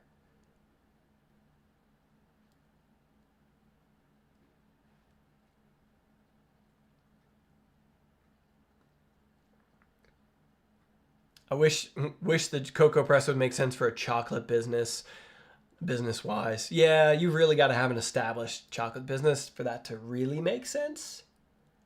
Oh, there's a spacer piece I'm missing. That's what I'm missing here. Where's the spacer piece? Hello, where's the spacer piece?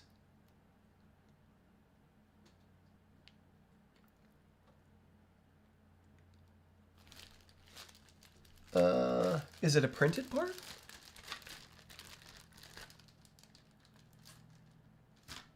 Oh wait, this came with a new,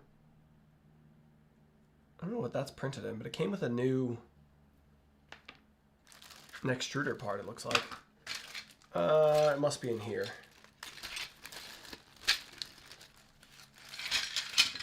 There it is. There's a printed spacer piece that I'm missing. That's it.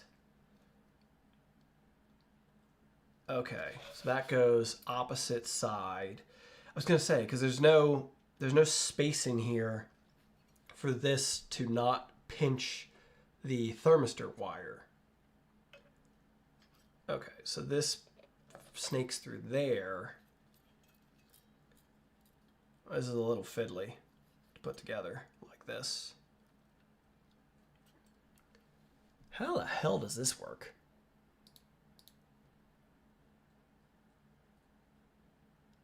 Oh, I'm putting it on upside down. That's what the problem is. I'm putting this on upside down.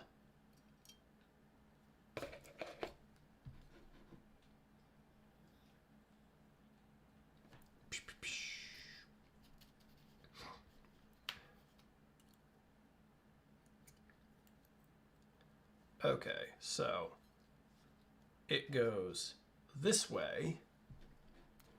All right, I'm gonna preamp the instructions so you folks can see what the heck I'm talking about here. There's this little spacer piece that's, I gotta put some screws through this to hold in place.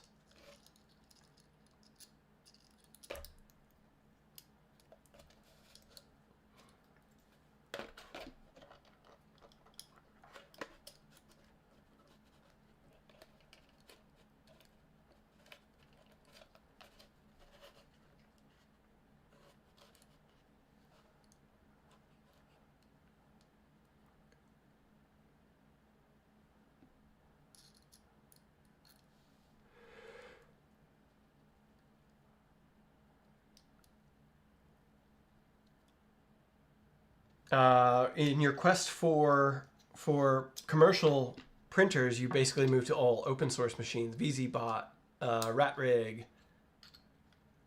I'm sorry, I think I'm missing some of the chat there.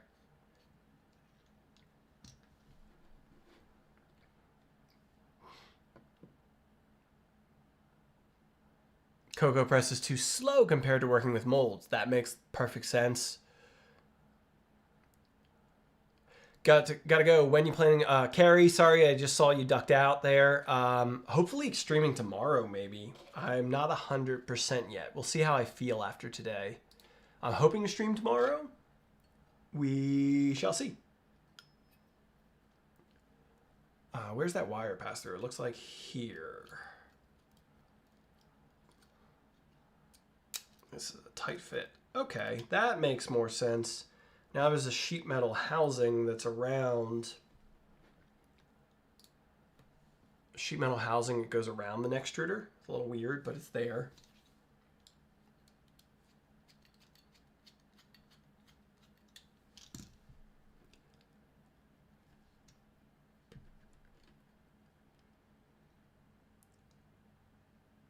Okay, the thermistor exits through there. Got it. Okay, now I can reinstall this. We don't replace any of this stuff. Looks like we don't. Okay. Okay. Now we guide. We install this back onto here.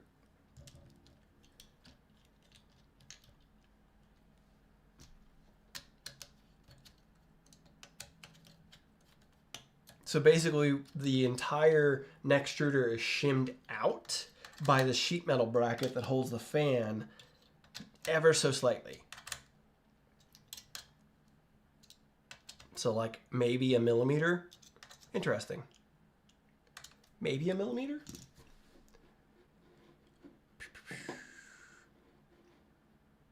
I'm sorry, I'm falling way behind on chat, keeping up with things over there. Sorry about that. I'm like trying to actually make some progress here.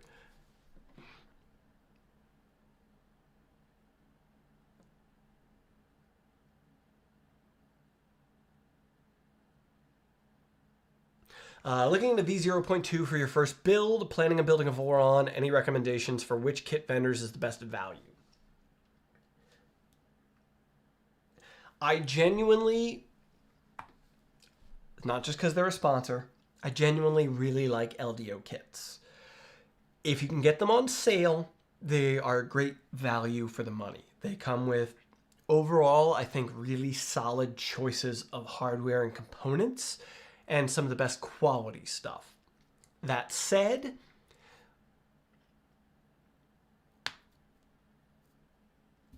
of the kits that I've built, I was happy with a Physect kit. I didn't love the main board choice in that. They use that umbilical main board, and I feel like long term that's going to be a problem. But worst case scenario, you change the board later, which would still be cheaper than LDO in the scheme of things. So I would say LDO, Physect. That would be my tier list, I guess. Jose, welcome back in. And John, you were saying that they're making smart moves with the fan choices. I agree. I think it is a smart move to do like specific parts, like this sheet metal housing for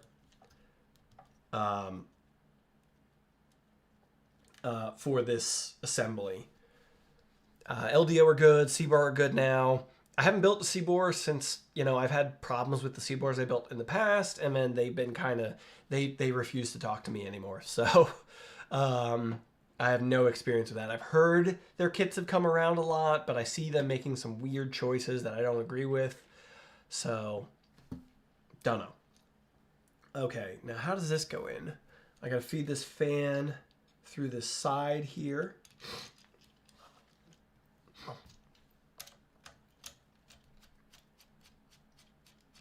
All the kits have some issues. I agree. Even LDO kits have some issues. They're not perfect.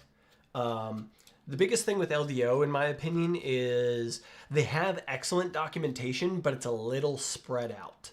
So it's a little bit like, look at our supplemental guide, where I'm like, you could easily hire the people who make the Voron instructions and insert your instructions into the Voron instructions and have just LDO Voron instructions. And I wish they would do that. But they do absolutely have, it's excellent that they have good quality instructions, and that definitely matters. Okay. So we're working on, I just put the fan back in. I personally, I'm not a fan of self-sourcing for most folks. I've done it. I built multiple Vorons self-sourced. I don't recommend it because it's really time and material intensive in that you end up with like a bunch, you end up buying stuff in bulk. So now you've got a whole bunch of extra shit. If you want to have extra shit, great. But like not everybody wants that. And you still end up with extra stuff if you build a kit. Just like sensible extra stuff, like extra screws and whatever. And you end up paying more in like tax and shipping, in my opinion, or my experience. So I generally don't recommend self-sourcing anymore. My C-bore 0.2 has less than 150 hours on it and has snapped 3 wires in the umbilical cable to the tool head. Broke right where they enter the crimp at the tool head. That stinks. Does the GPIO hacker board come with this kit? It does not. That is an additional add-on. Because not everybody needs the hacker board or wants the hacker board. That said, I have 2 of them. I do have 2 of the hacker boards. We're not going to be doing anything with that in this stream. But I do have 2 of them. So, little hacker board, GPIO breakout board for the Prusa machines.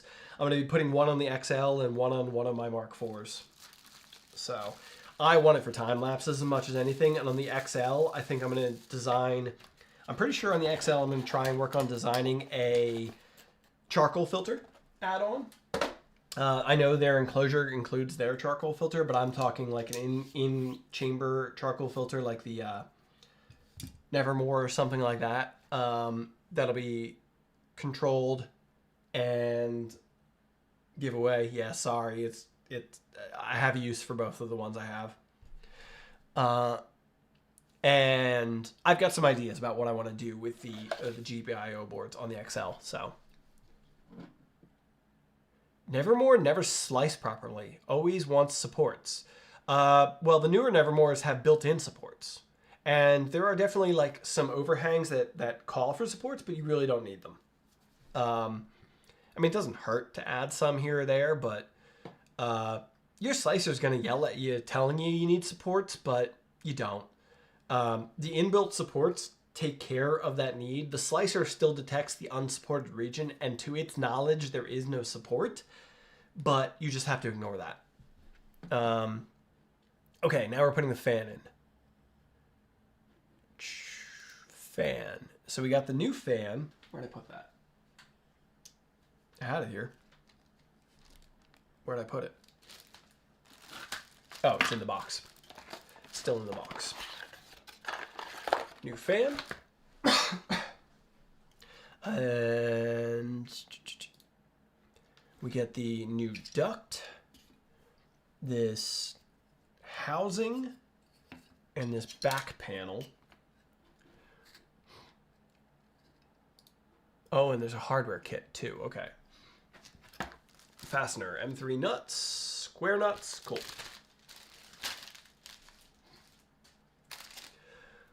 Okay. I don't need M3 nuts. I do need M3. Nope, I don't need these. I need square nuts.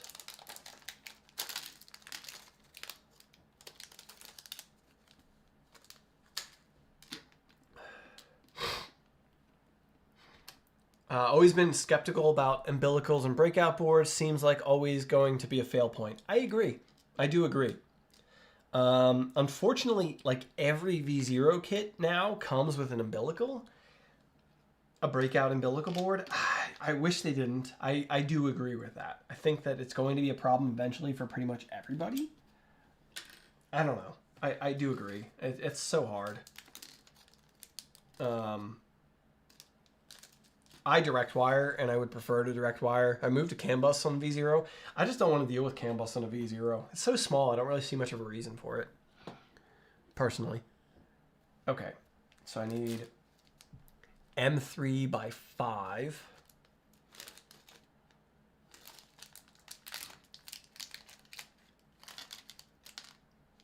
M3 by 5. And M3 by 8. Screws. Okay. Now slip in a couple of square nuts into this.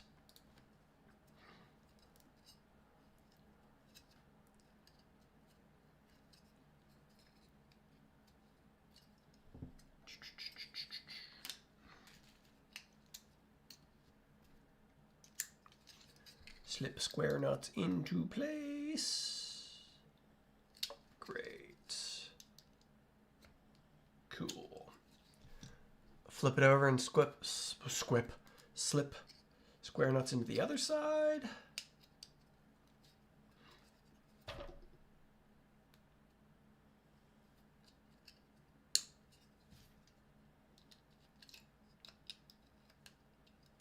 Okay. Oh, and then one into the duct. Another square nut into the duct. Interesting. This duct doesn't have any, like, it's just open. It's very open. There's no airflow guides, nothing. Interesting. Interesting. Ah. Oh, definitely stretching after the stream. Definitely stretching after the stream. Okay.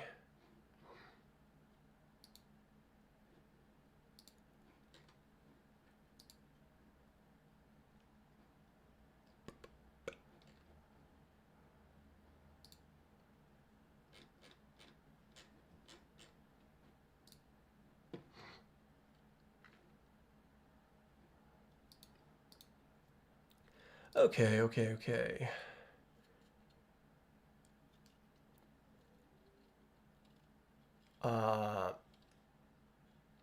Which Ubiquiti Cloud console do you have? I want to upgrade my Ubiquiti Express to benefit from 5 gigabit from ISP, but Ubiquiti gear gets pricey. I have a error. Cloud.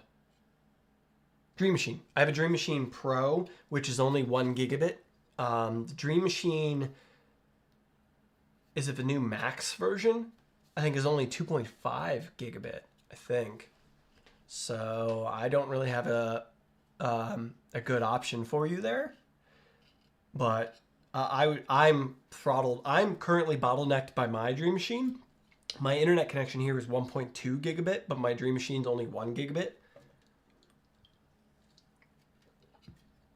But it is what it is. I'm not really missing that extra 200 megabit. Yeah, max is 2.5 gigabit. Yeah, that's what I thought. So I don't know that any of their... I think legitimately you can run Ubiquiti Unify OS on other hardware. You don't have to run it on Ubiquiti stuff. If you really want to make use of a 5 gigabit connection, I think you're going to have to build your own solution. Like get one of those mini PCs that has like 10 gigabit ports on it probably, and run it yourself and like configure it yourself, I think is pretty much your only option. Okay, so our fan drops into this housing, and it's got a guide for the wire in it.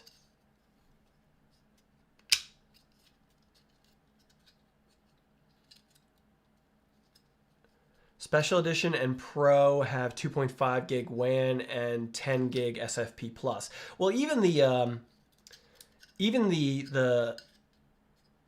Dream Machine Pro has 10 gig WAN, or the SFP plus. Like I'm running the 10 gig SFP plus to my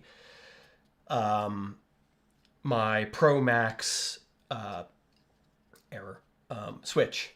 So like, yeah, it has SFP plus, but the incoming WAN port connection is only 1 gigabit on mine. This is where the problem is. My ISP offers 8 gigabit symmetric. Jeez, I'm stuck. Mine here at this house is 1.2 gigabit down, 40 megabit up. I hate it. I hate it. I would gladly trade away some of that download speed for some better upload speed. Luckily, it has not proven a problem here. But, okay, there's a little wire channel in the outside of this that I just guided the wire into. And now a back cover goes on this piece. Okay. Boom. Back cover on. Now the fan shroud slips into this. Oh, it's got little tabs that like lock in. Cool. And the wire sticks through there.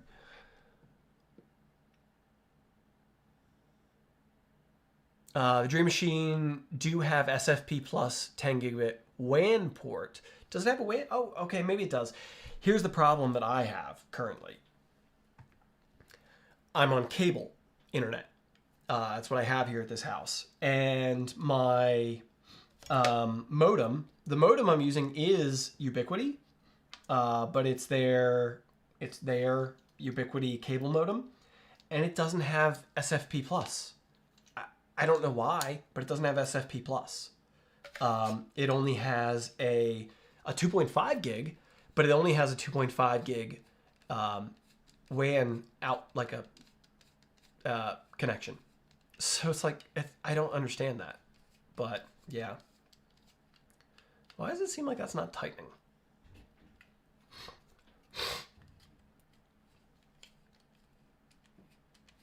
There we go.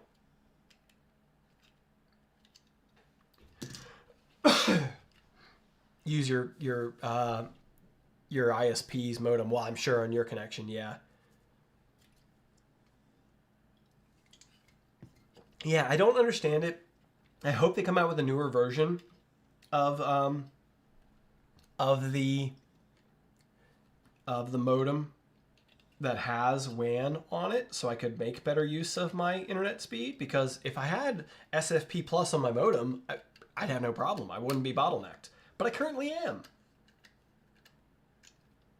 So that's annoying.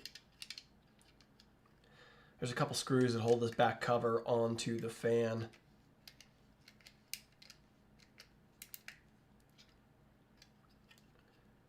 Okay, and that also then sandwiches the fan into this housing. SFP Plus looks cool, but not required for 99% of folks. I know, it just, the bottleneck between my different hardware is my issue. What's the blower size on this? It is a 4020. It is a 4020 fan.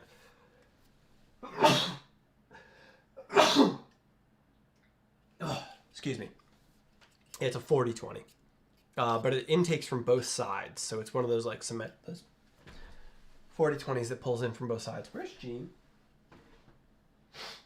Hey, baby girl. She's hiding underneath the XL right now.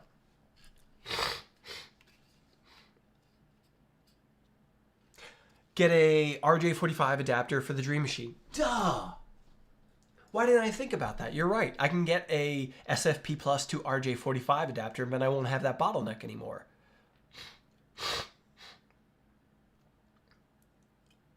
Anane, I'm sorry, I'm butchering your name, I'm sure, but you're totally right. I can do that. I don't know why I didn't think about doing that. That'll remove that bottleneck. Thank you. That's like a $40 freaking part that'll remove that bottleneck for me. Thank you. Yeah. Then my bottleneck will be my switches. Yeah, I mean, but my network in the house is only 2.5 gigabit anyway, so my switch is only 2.5 gigabit. So, but at least I'll get my full internet connection speed that I'm paying for. When you install a fan, take note how it slides over the metal cage. Stumped me for, okay, I'll pay attention to that in a second here. Let's look at the instructions.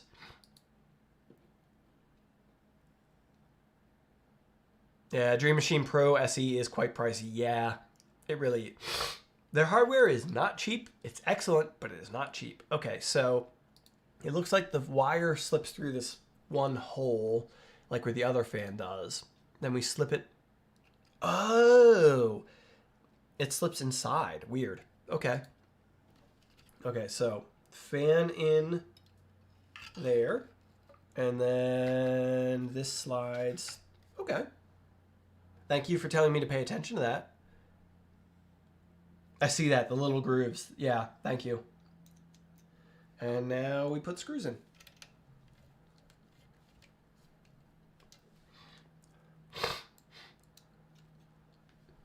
Sorry for sniffling, but I am sick. Doing better than I expected I would do on the stream. We've been going for 2 hours and I'm not dead yet.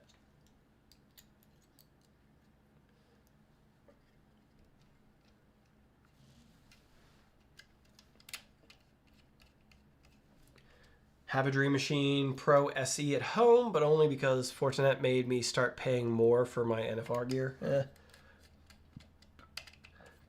I hadn't thought about that. The only, I mean,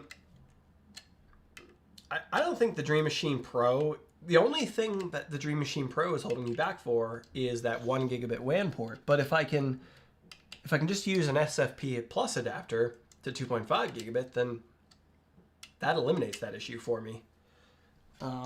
Okay, there's our new fan in. Our new fan is now mounted on here. Now I just got a cable route it up through the little channel to the connection on the board.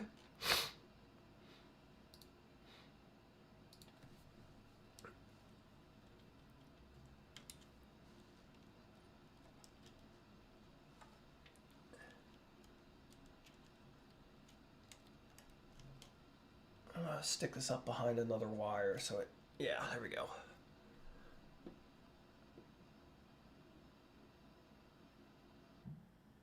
I also heard the Pro is behind in terms of Unify OS version compared to the SE. Haven't paid attention, honestly.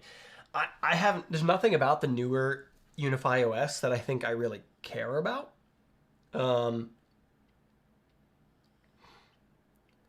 Also, they suggest the MMU3 to not use the high flow nozzles. Not sure if that's in the non-MMU3 instructions. No, I don't believe it is, but I guess that kind of makes sense because tip tuning on the nozzles is probably significantly more difficult. All right, now we're on to the hot end. I'll take out this old nozzle. Swap this out for the new one.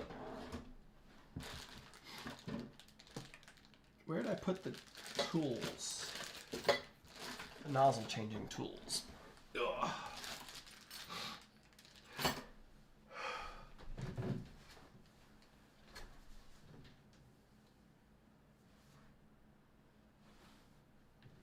I did with that stuff. What did I do with the nozzle wrenches? Oh, you're coming to help, Jean. Jean's coming to offer her input.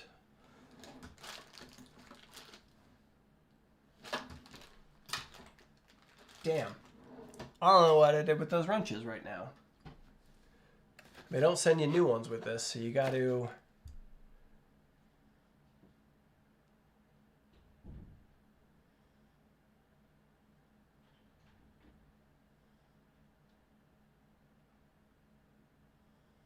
It's because, yeah, the ramming function with the tip tuning on this nozzle, the higher flow nozzle. Yeah, makes sense. Where the heck did I put the wrenches?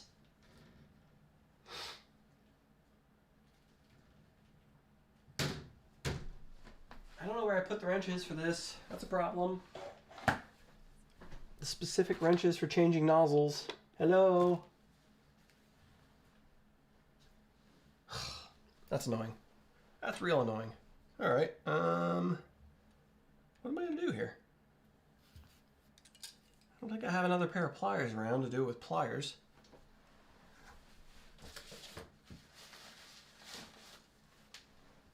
Where's my... Oh. I know where they probably are. I know where they are. Yep. They're in my box of E3D nozzles. E3D sent over a bunch of high flow nozzles, and so I kept them in there because that's what I've been using them with. Yay.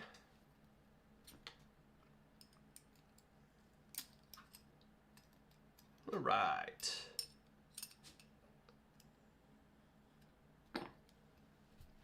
But I think if you turn off nozzle ramming or got rid of the G-code associated with it, you could use the high flow nozzle with the MMU3. Here's the problem. One of the tip tuning and nozzle ramming is extremely important on the MMU3 because if it doesn't have a good tip when it retracts the filament and then goes to send it back down the next time, it needs a good tip on there so that it'll guide through the Teflon tube and into the nozzle properly. Because filament has a tendency to want to swell when it's hot, and then like if you heat up filament and then you pull it out of a nozzle, it'll often swell just a little bit. That's what ramming and tip tuning is preventing. Is it rams it into there to give it a good point on the tip of it, and then you pull it back. They don't cut the tips. No. It doesn't cut. The MMU3 does not cut like other systems. That's why it produces less waste than bamboo. A lot of the waste from bamboo is the fact that they cut filament, because there's like 20, 30 millimeters of filament inside of the hot end when they cut it off that is always there. It's boy in space. How's Mandic? Surviving. Sick, but we're getting through this install pretty well. So I'm here. I'm alive. Welcome in. Okay, now we're putting in the high flow nozzle. Yeah, so that's why the MMU3 can produce less waste than a bamboo, despite also being like a similar feeding multi-material system, is because of tip tuning and not cutting filament. Okay, our new high flow nozzle.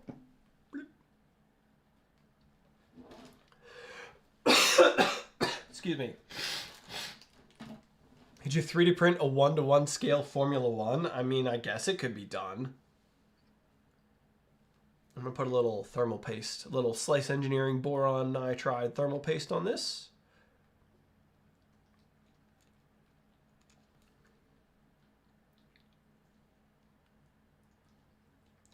Get some good thermal conduction into our nozzle. Ben, how's your it's Boy in Space. Ben here just did the Mk4S upgrade on, I believe, on TikTok yesterday. Yeah.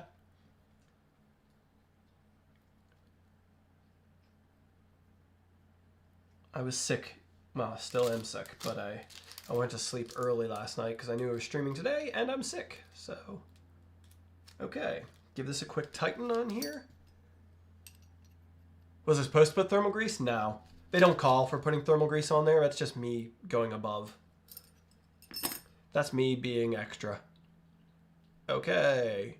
I'm not reusing the new, I already had a silicone sock on there. It comes with one in the kit, but I already have one, so I'll just throw the one it comes with into my box of nozzles. Hello, hello, Seabass.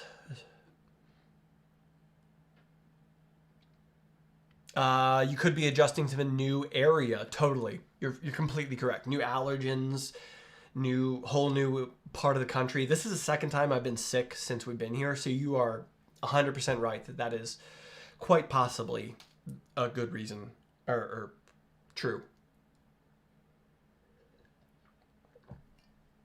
Very good point. Okay, new nozzle is in. Now we gotta install this in. Put our screws back in here.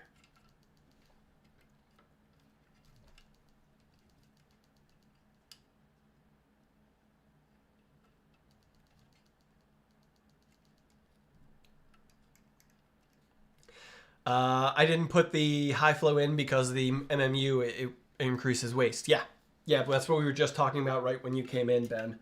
Was somebody who's saying how they don't recommend the high flow for the MMU3. So I don't have an MMU, so you got me beat on that. Advil, cold, and sinus is your friend in the West. Dayquil is my go-to. I find Dayquil works really well for me. I take allergy medication every day. Like I take daily. Oh, I think I got a wire trapped underneath the knob here, the little nut. Let me get that out of there. Yep. Starting to pinch one of the fan wires. That's not good. Yeah, I take Zyrtec. I take Zyrtec every day. It helps, but I think I need to have coffee. I mean, it's not like you sleep anyway, so. All right.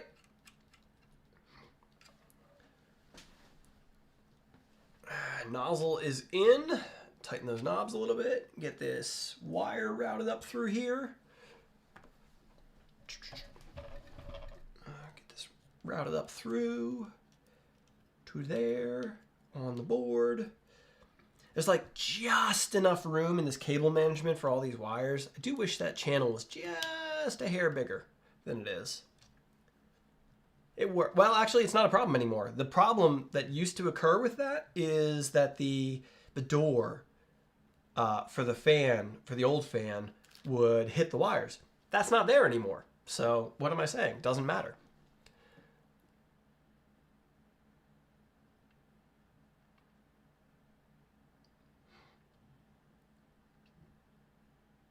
I can hear popping and nothing sticking. Yeah, sounds like you need to dry. All right, let's look at the instructions again here. Wires in. Nozzles in. Everything routed over that. Cool. Hot end cables are connected. Just did that. We got this new fan cover piece on the right side. Or this new... Oh, there's a little door that covers up. Okay, that's neat. Silly and kind of pointless, but it exists. There's a little door that covers the wiring and stuff. Doesn't really serve a purpose, but sure, why not? Sure, why not? Scene switch. Someday I'll get a Steam Deck so I don't have to keep freaking doing this. Steam Deck. Stream Deck. It's aesthetics. It is, yeah, it's aesthetics. I mean, arguably, it's aerodynamics, too. I don't know how much that matters, but technically it should be. Okay. There's that little door. Cables are connected. Now it's time for the new cover on the side of here. Cover this wire, these wires. What did I do with the screw for that? Oh, it's in the old part. Ulanzi just announced a new Stream Deck that looks interesting. Okay. Haven't seen that yet. You got their ear, not me. I've tried reaching out to them and I got nothing back.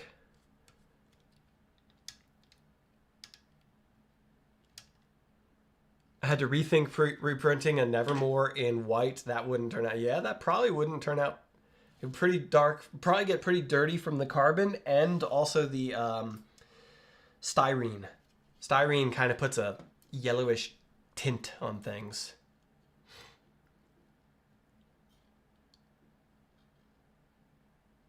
Nothing is stopping you from using a Steam Deck as a stream deck. You're not wrong. And it could be a business expense then. You're not wrong. Okay, there's a new PCCF top cover. I don't know why, but there is. All right. Cool. I think that's it. That feels like it could fit down there better. Whatever. It's on there. Okay. I think our Nextruder portion of this is done. Careful not to pinch any cables. Yeah, cables are fine. What's left? You know, you got extra parts you don't need now.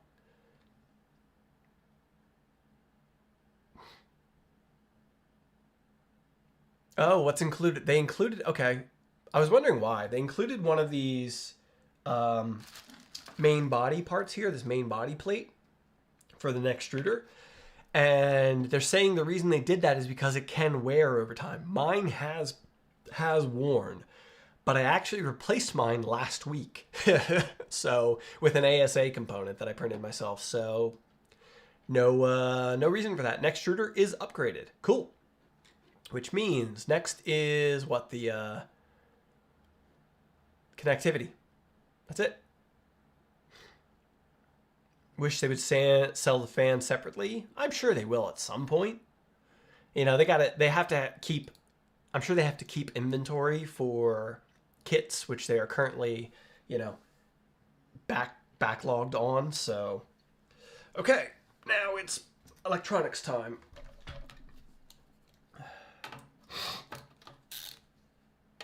Got to get into the buddy board here so we can get that out of the way. It's a 50-20 though. Yeah. Well, that's a 50-15. It's a 50-20. I think it's a 40-20. At least I measured the opening of the fan and it was 40 millimeters. And I measured the outlet of it and it was 20 millimeters. I think it's a 40-20. Okay, electronics time. We're into the side cover here. You have to remove the back Wi-Fi heat bed cover.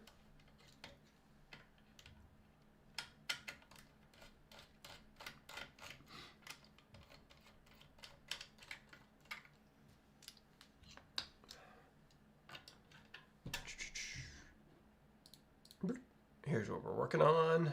Taking that off, putting this off, so I can put the ESP32 in here. Oh, we take the old ESP32 off and put the new one in place of it. Okay, that makes a little more sense. I was wondering. Yeah, 50-20 and 40-20s are available from a lot of places. I usually get fans from DigiKey personally.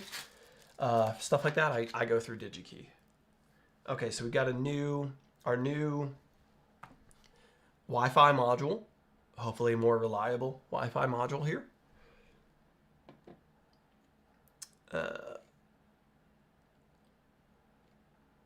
Oh, okay, this gets inserted into the printed part first.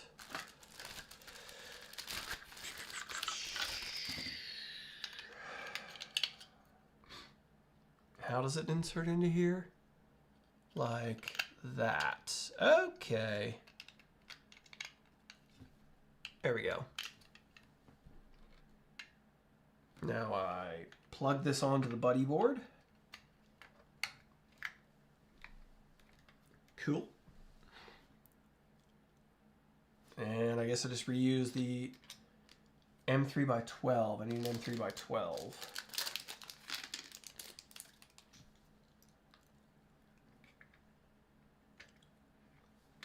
I need 3 M3x12s.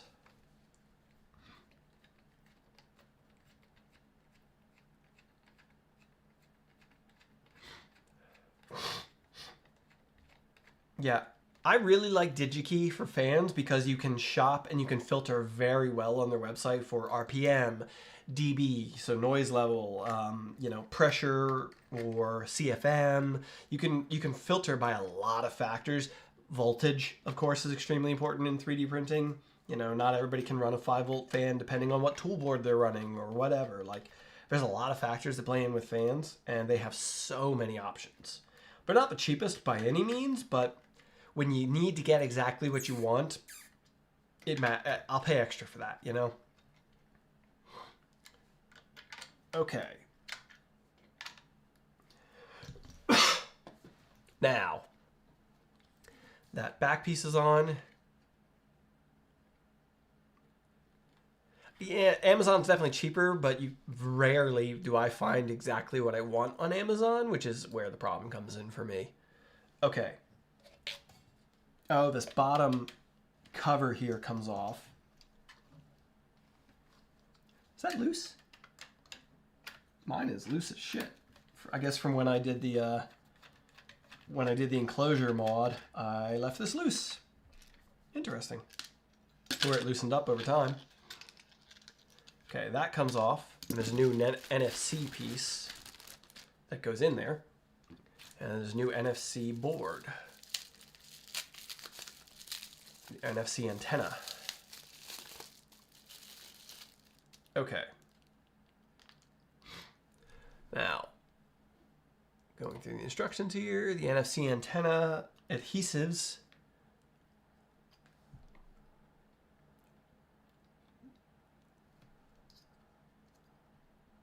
To the back side of this, gets an adhesive pad on it. And then it sticks. Peel this real quick. Canada, oh yeah, okay. A lot of stuff is more expensive trying to cross the border, unfortunately. Yeah, that does make sense. Okay, so this adhesives to the inside of this NFC cover.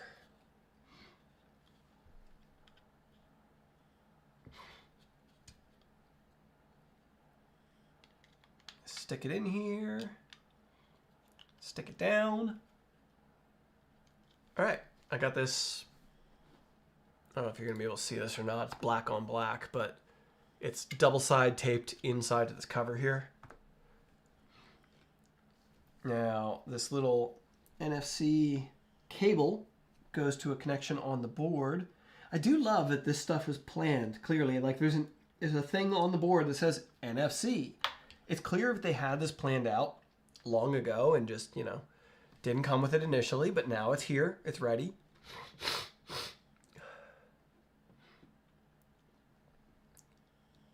Maurice, welcome in. Hello, hello. Member of 4 months. Thank you, YouTube, for reminding me. Welcome in, Maurice.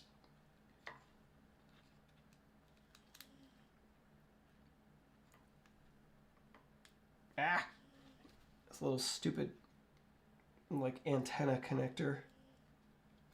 Not fun.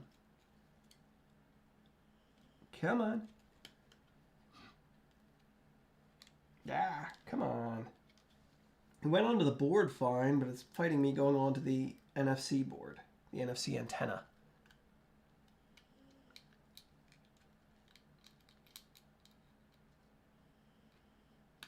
There we go. Nope. Gotta look at this, make sure it's not messed up. It looks like it might be a little messed up.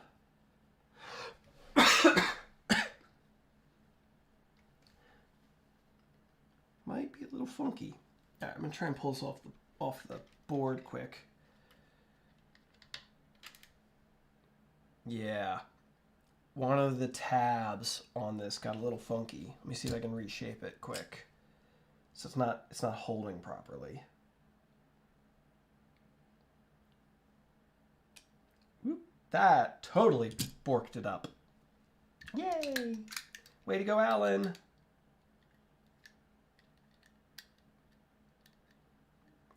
I am totally messing this up.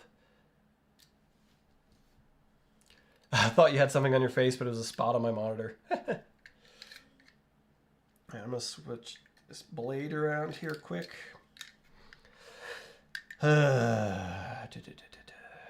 Don't mind me, I just misshaped an antenna connector. Something oh so fun to get back to the right shape.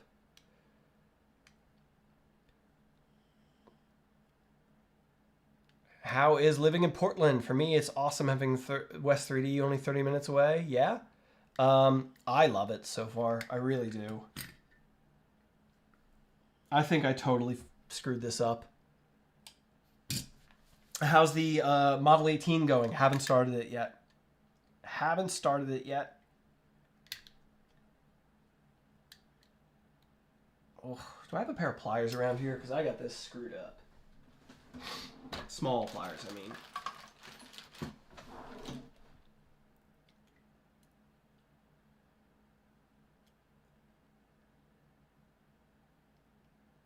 I might need a new NFC cable because I totally borked this.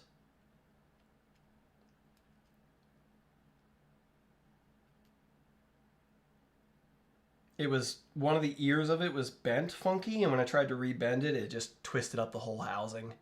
Tutorial on how to destroy your cables, yep. If you want a tutorial on that, oh yeah, it just broke free. I don't think it's going to clip on properly now. I'll pull this metal housing back. I think the plastic inside might be fucked up too. Yeah, that's borked. All right, NFC's not going to work.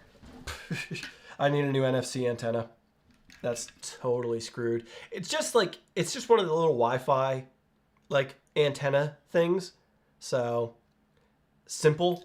I should be able to order that off Amazon and probably have it yet today. But not going to get that working at the moment. I'm going to put this piece on here just so it's on. And then I will have to go back in and install the new cable later.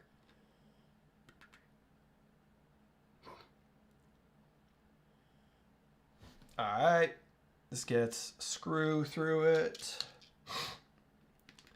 Screw through it. That stinks. That's one of the features I was really looking forward to is the NFC. But I screwed up.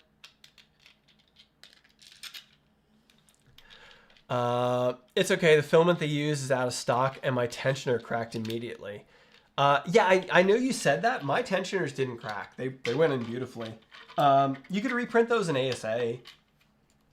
Ben. Like, PCCF is honestly overkill, I think, for those. I had reprinted those in ASA forever ago. I think it's called UFIS. I use that in, use the EXT in the extension in my FPV quads. Yeah. Is it just there for pairing to the Wi-Fi? Yes, it's for pairing the app to the Wi-Fi, so that's where I'm not too worried about it. Like, the machine's gonna work just fine without that. That's a nice to have. It's one of the nice to haves I was really looking forward to, but it's not gonna hold me up from running the machine. So I'll survive. Have a bunch of ASA I need to try out anyway. Yeah, just reprint those in ASA. I had reprinted mine in ASA months ago because my PETG ones failed. So I'm really glad to see they updated that. But I had used black Polymaker ASA. Yeah, black Polymaker ASA is not that black. Jet black Polymaker ASA is what you want if you really want a dark black. Can you please make a short about it after you install it? Sure. Yeah. That's a good idea. That's a good way to like show that I fixed it and show how it works. Totally. At least it's not mission critical. Yep, totally. All right. That's not tight, but that's the point. I got to pull it back apart anyway. There's a new serial label for this. I'm going to stick it on the machine, but it kind of replaces your existing Mark IV label, which I don't really care.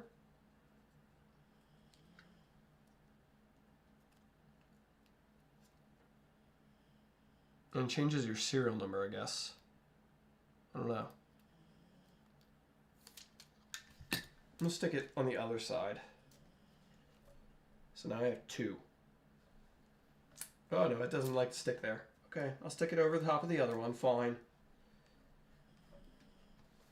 Okay, fine. It's over top of the other one. All right. Poly makes your Galaxy ASA is dark. Yeah, their Galaxy Black is dark. Did you locate the Bonkers Benchy? Nope. I didn't look for it because this machine, I don't even know if I'm going to print with it yet on the stream because I got to put it back in the enclosure. So, all right, that's it. We're done, I think.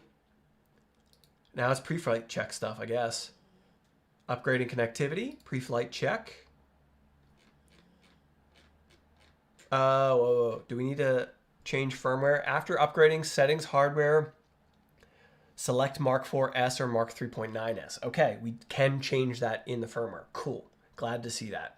That always annoyed the shit out of me about it's always driven me nuts about the P1P.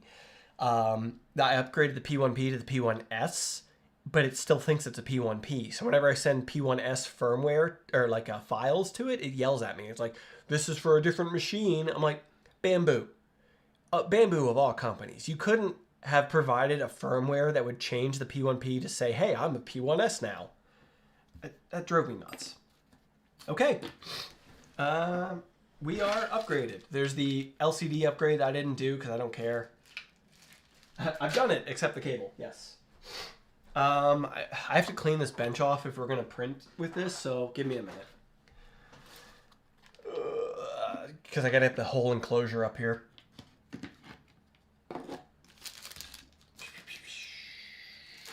All these old printed parts I can throw away. I've got no use for it anymore. Recalibrate the gearbox. Okay, cool. I will pay attention to the settings then.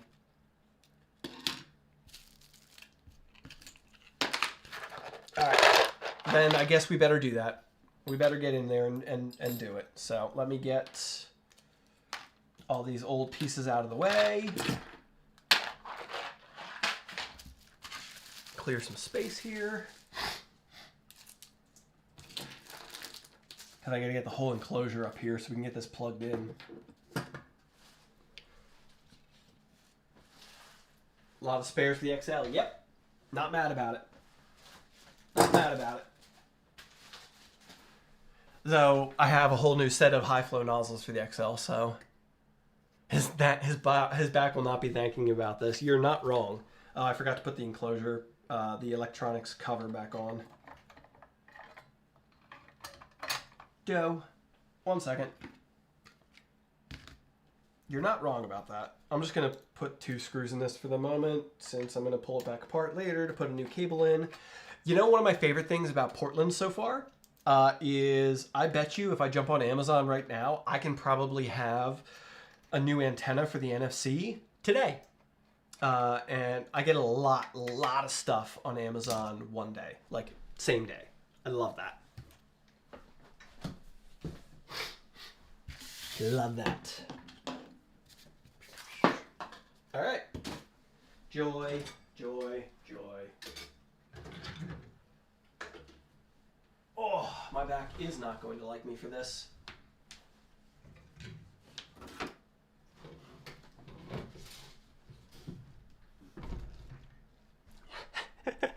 Oh, this is ridiculous. This desk is much smaller than my old workbench because it's here in my office, not in the studio. So this is fun. This is fun. It's so filthy inside of this thing. Okay, I gotta shove this back in here. Whoa, how big is it? It's not small. Thanks for the tip on Voron kits. Peter, Richie, you are welcome. Thank you so much for the super chat. Good God, the enclosure is huge. It is big. It is big. It's significantly bigger, I feel like, than it really needs to be. Well, not significantly, but it is bigger than it needs to be. It is big. Okay. Let's get this in here.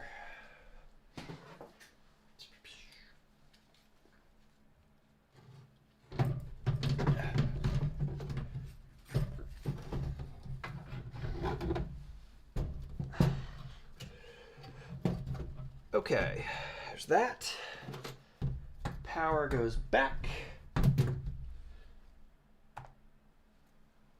Power cable's got to connect at the back of the machine.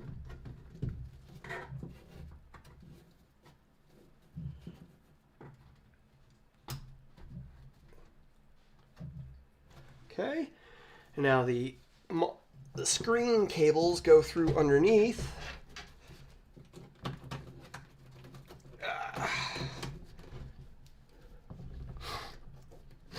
Close these.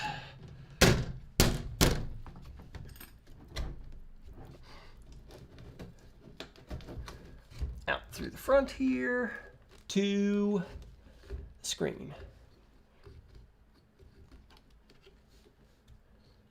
I'm happy you didn't clean the enclosure. A pre-seasoned Mk4S will increase print quality by 10%. Thank you, Ben. That's good to know.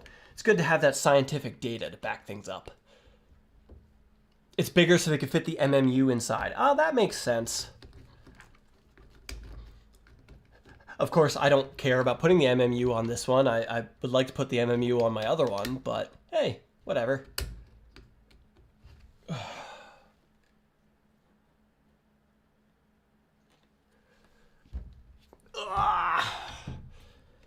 Gotta get to this cable connection. I've got a spool of filament sitting on top of it, so I don't want to flip it over. I'm gonna have to. Ugh.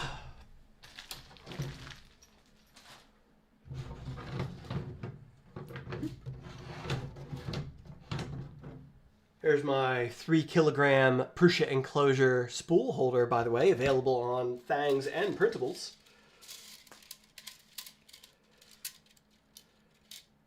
It's PC blend. Okay, we're not printing a bonkers Benchy with PC blend. I'm gonna flip this up so I can get to it. Drop test. I hope not. There's a bunch of stuff inside that's sliding around now.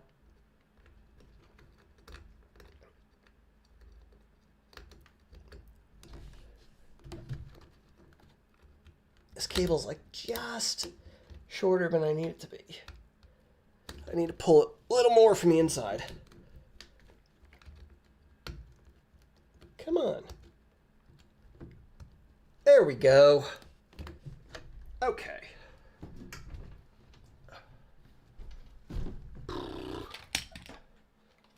Okay, put this roller back up here. Spool holder. It's like barely sits on his desk.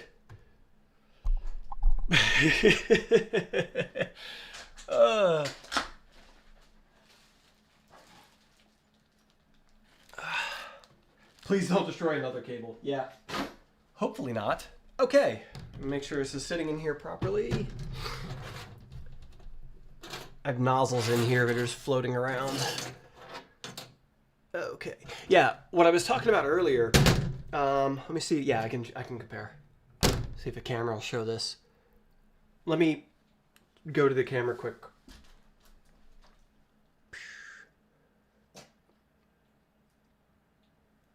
So these are.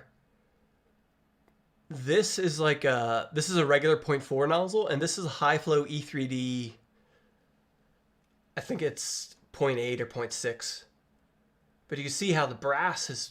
The hex section of the brass on the high flow one is larger to fit the high flow. That's why I was surprised the 0.4 doesn't have that larger hex.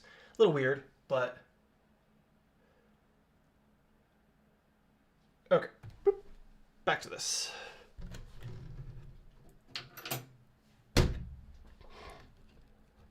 Okay, now we got to upgrade firmware. So I've got the USB stick here.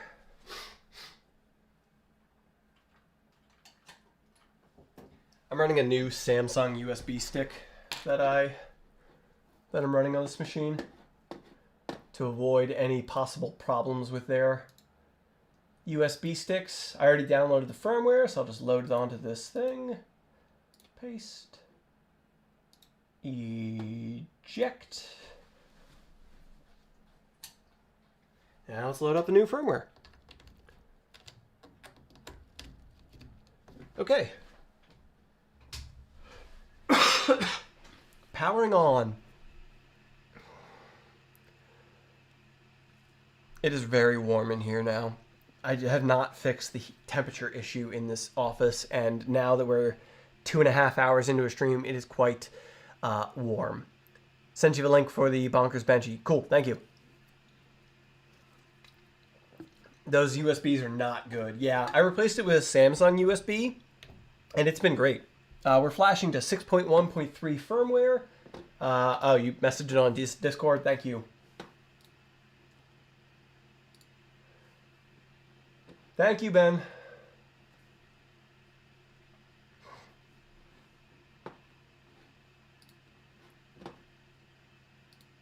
Did it download? It did, okay.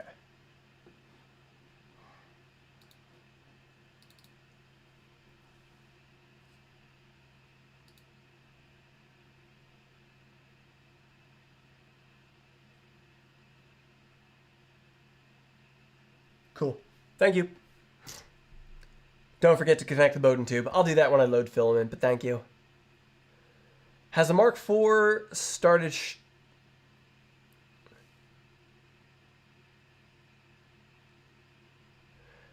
quick question, if possible. My Mark IV has started to string more when it previously worked perfectly. Changing the nozzle didn't change result. What? Wet filament. Yeah, that would be my guess. Wet filament would be my guess as well. I would try drying your filament.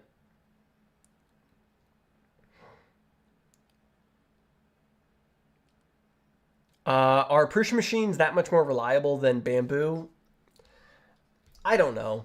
That's a really hard to say. Like, my bamboo's been largely reliable. I've got like 2,000 hours on my X1 with only a handful of things that I've had to replace. They weren't simple replacements, but they were it definitely happened. My Mark III, I had like 1,000 hours on before I got rid of it. And that largely was quite reliable for me. The Mark IV has been excellent.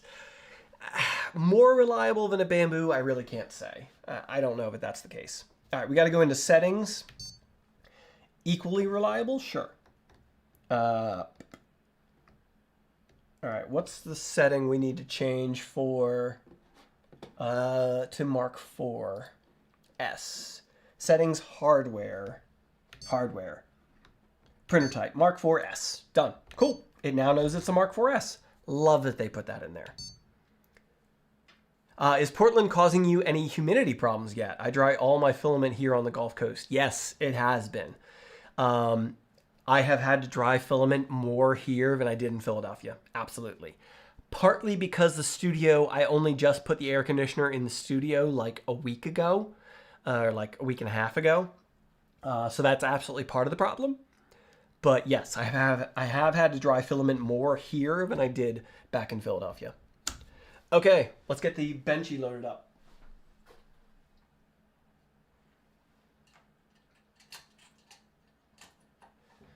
Do you folks want to see the bonkers Benchy, which is the, non-rule following Benchy, or the Benchy that follows the speedboat Benchy rules?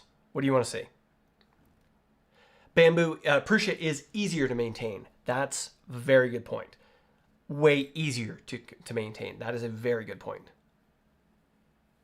Back to see you streaming again. Awesome. Hope this new studio is going well. It's taking way too long. Bonkers, bonkers, bonkers. Everybody's saying bonkers. Okay, bonkers it is. Let's load up some Galaxy Green PLA.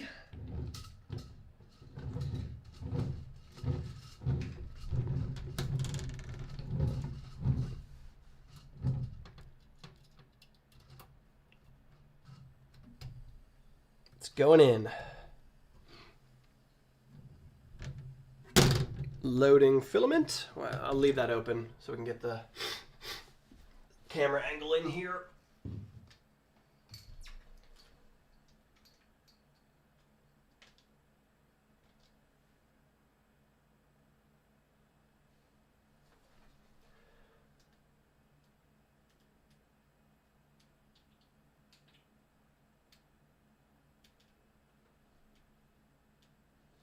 Okay.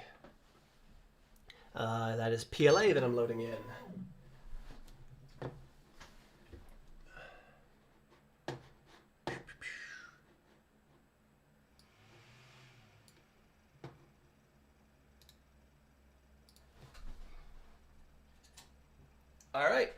Loading filament. Any favorite filament dryers? I really like the poly dryer from Polymaker. I quite like the poly dryers. They're really nice and compact signal spool dryers. And the one I've been using the most lately is Soval. Just came out with a new one that they sent me. I don't even know what it's called. Soval just came out with a newer one that I quite like. Let me see if I can find it real quick.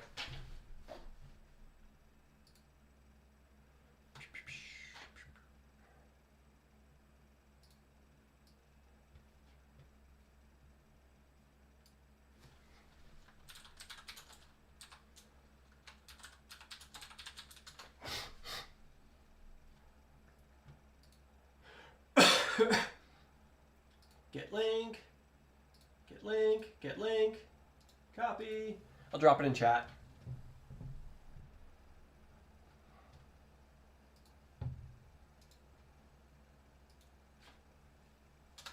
Yeah, there it is in the chat. Your office looks similar to mine. You definitely have more room for activities, though. Yeah, I think my office is probably pretty similar size to yours, Ben, but since you are limited to your office, I don't have to have everything in here like you do. That helps a lot. So having the space of the studio makes a big difference. I'm the only one nostalgic for the Mark IV or Mark III's noise. Miss the beep boop? No, I do not miss that in the least. The Mark III's was one of the things I least liked about it was the noise of the thing. So I don't miss that. Okay, we have filament loaded. Let's load up the Benchy.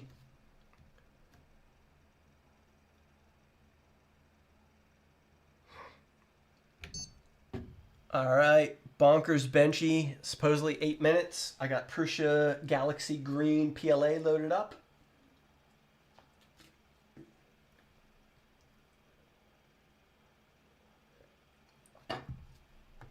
I'll switch to this angle once it actually gets to printing.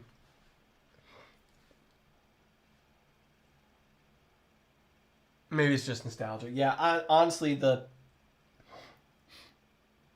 noise of the Mark III, I don't know what it was. It was the specific resonance of the Mark III that drove me nuts. Because like my Vorons aren't quiet. I don't run those in like stealth chop mode or anything. They run spread cycle, noisy motor noises, and it doesn't bother me. The specific resonance of the Prusa Mark III, the frame noise that it made, grated on me. It was like nails on a chalkboard to me. It was one of the things I didn't like, and that's one of the things I love about the Mark IV is it doesn't have that problem.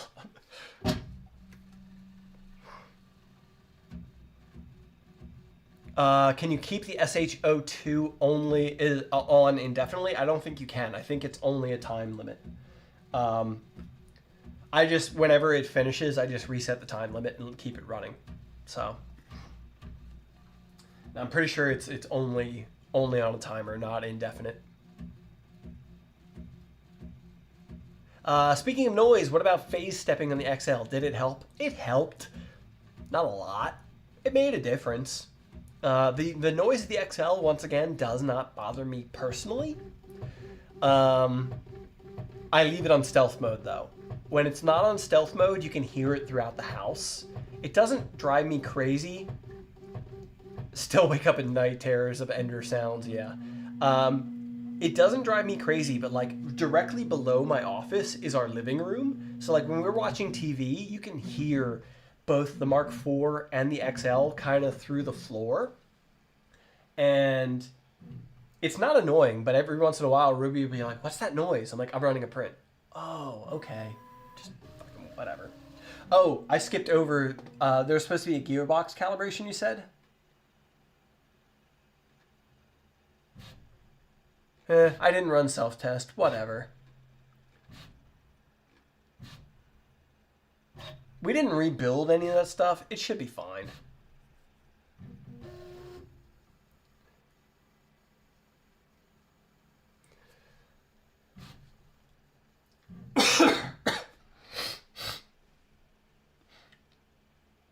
We should be fine. All right, heating up the nozzle, bed's up to temperature.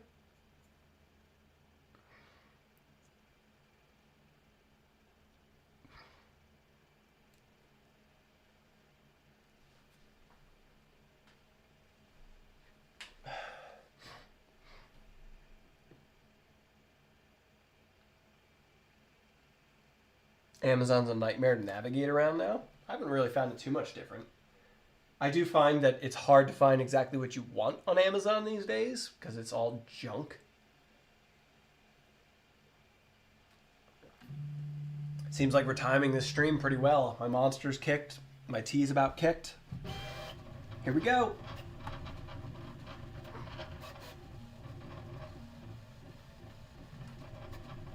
I should have run the self-test to be sure that the fan was going to work properly, but here we are. Yep, the fan kicked in. It's working. Their search algorithm leaves a lot to be desired. Yeah.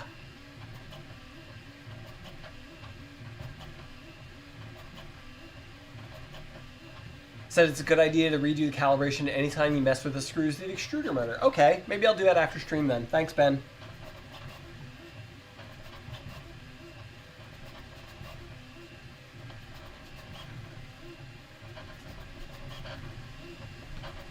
Love an electric workbench. Flexispot.com.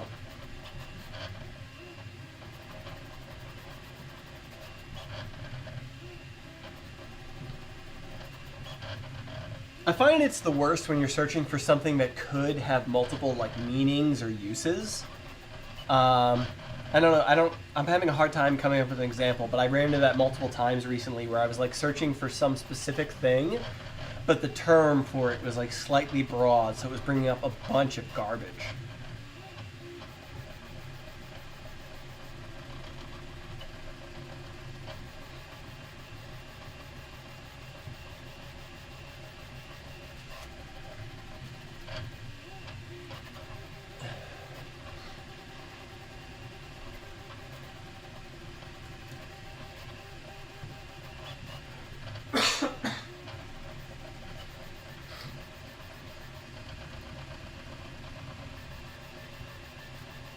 I remember when Prime Days used to be full of known brands. Yeah.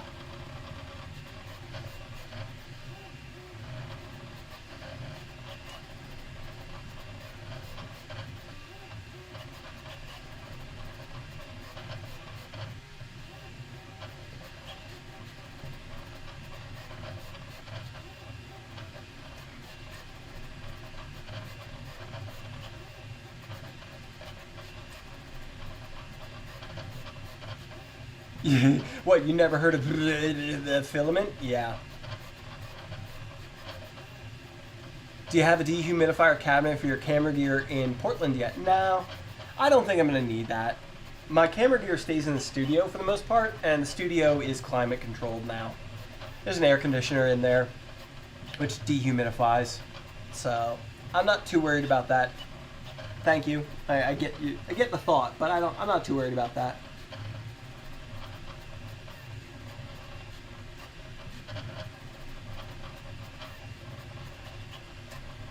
I ran the AC in the studio on just dehumidify all week, and it froze up because it just kept running.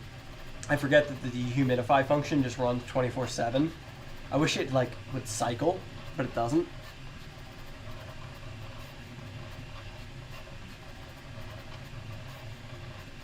Go, Benchy, go!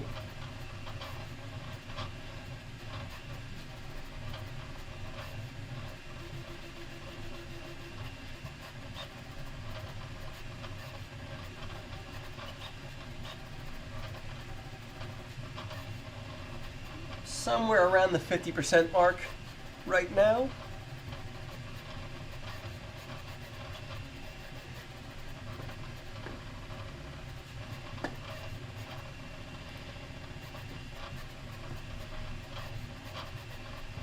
Leave my air conditioner on 24/7 all year long. I'm sure, especially the heat in your office.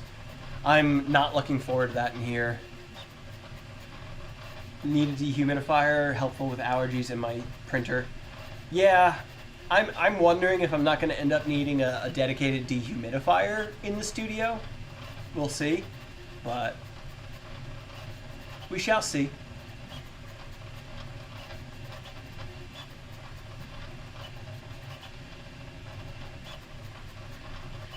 It reminds me of my natural habitat back in Canada.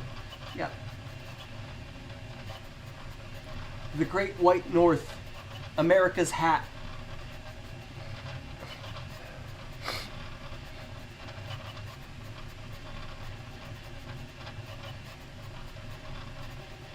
Where I am, it can get down to -50. Screw.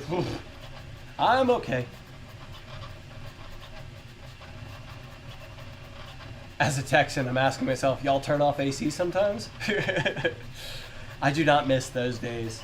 I lived in Texas for a couple of years. I always say I did my time on the surface of the sun.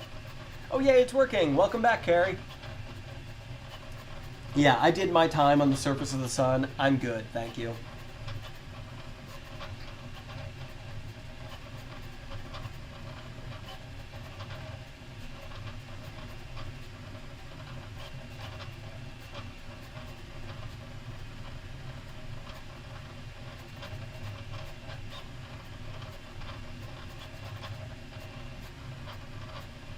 About 3/4 of the way through, 69%. Nice. That's my favorite color of Prusa, and I don't even like green. I like green, but this is just a beautiful green no matter what. This filament is just beautiful. At least humidity would be low in Texas. No, you would think, but no. In western Texas, sure. Eastern and central Texas, it's humid as hell. The Gulf of Mexico is there. So, nope. I lived in Austin, Texas. It was humid in Austin. Houston is even worse, but yeah. Curious, how do you guys manage your Prusa Connect print queue? I don't yet. I'm looking forward to getting to do that, but nope.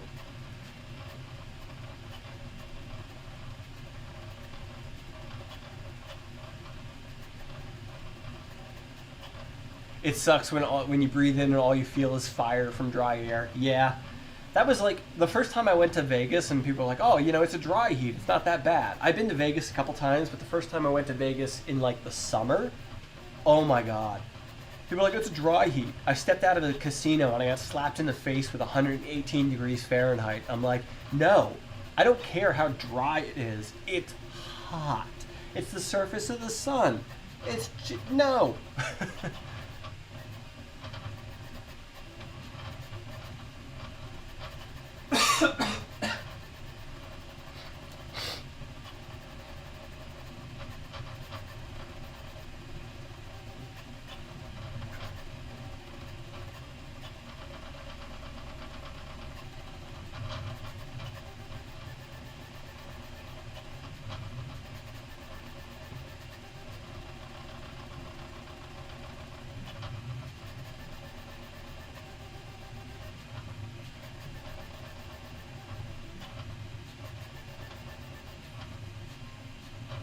What about hula for the enclosure?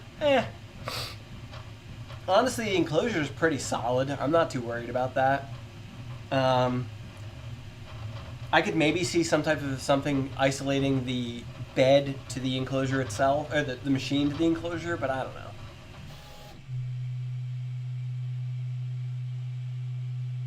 China was the hottest place I've been, and a lot of that was because it was wet, and it felt like the water on your skin was boiling. Oh boy. Wait till you all come to Manchester in December. Yeah. That was fast. Yes, it was. How long? It says 11-minute print time, but that's including bed leveling. All right, let's take a closer look at this.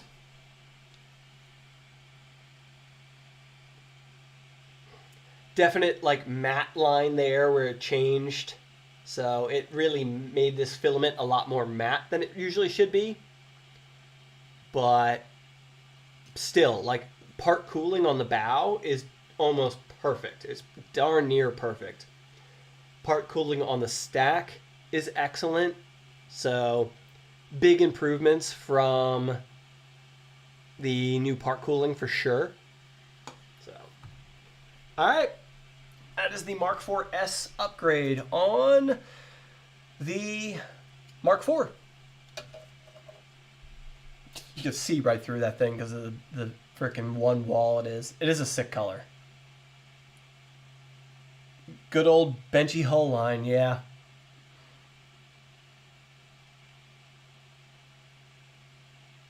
But yeah, buying Galaxy Green PLA before it goes out of stock again. It's a gorgeous color. It really is. My Gregor the Gargoyle design in that color. It is beautiful. Beautiful stuff. Good stream. Have a wonderful day. You too, Ben. Thanks for stopping by. Hoping to try and do a day trip to Manchester. Hope to see you there then. I will be there all weekend. So, looking forward to it. Looking forward to it. I got everything planned, booked, and all that. All right, folks. That's it. I've still got the Mk4S to unbox. I think I'm going to unbox the Mk4S on TikTok. I'll just do a TikTok live stream for those folks over there. We got the Mk4. This took longer than I expected. We're right at 3 hours, so that's it's longer than I had intended to stream. So I need to rest my voice, probably get a fresh cup of tea, and maybe I'll go unbox the Mk4S on TikTok. All right, folks. Thank you all for coming around. Thanks for hanging out. Look out for new streams. Hopefully we are back to just regularly streaming from here on out. I think we should be. We'll see. The RatRig VCore 4 500 is coming soon, and very, very soon. And we got to finish up the LDO Milo. Then we have a positron to build. We got the Doron Velta. I think we may be getting a VZ bot in. Just got word from Mello. They may be sending over a VZ bot too. So there's a lot of stuff going on. He's going to go find his boron. You're not wrong. I want to go find my boron for sure. All right, folks. Thanks for coming around. Thanks for stopping by. I will chat with you all in the next one. See you, folks. Jean is sleeping, so I don't want to disturb her to put her on camera, unfortunately. But bye-bye. Let's see if I can point the camera at her. You're not going to see her.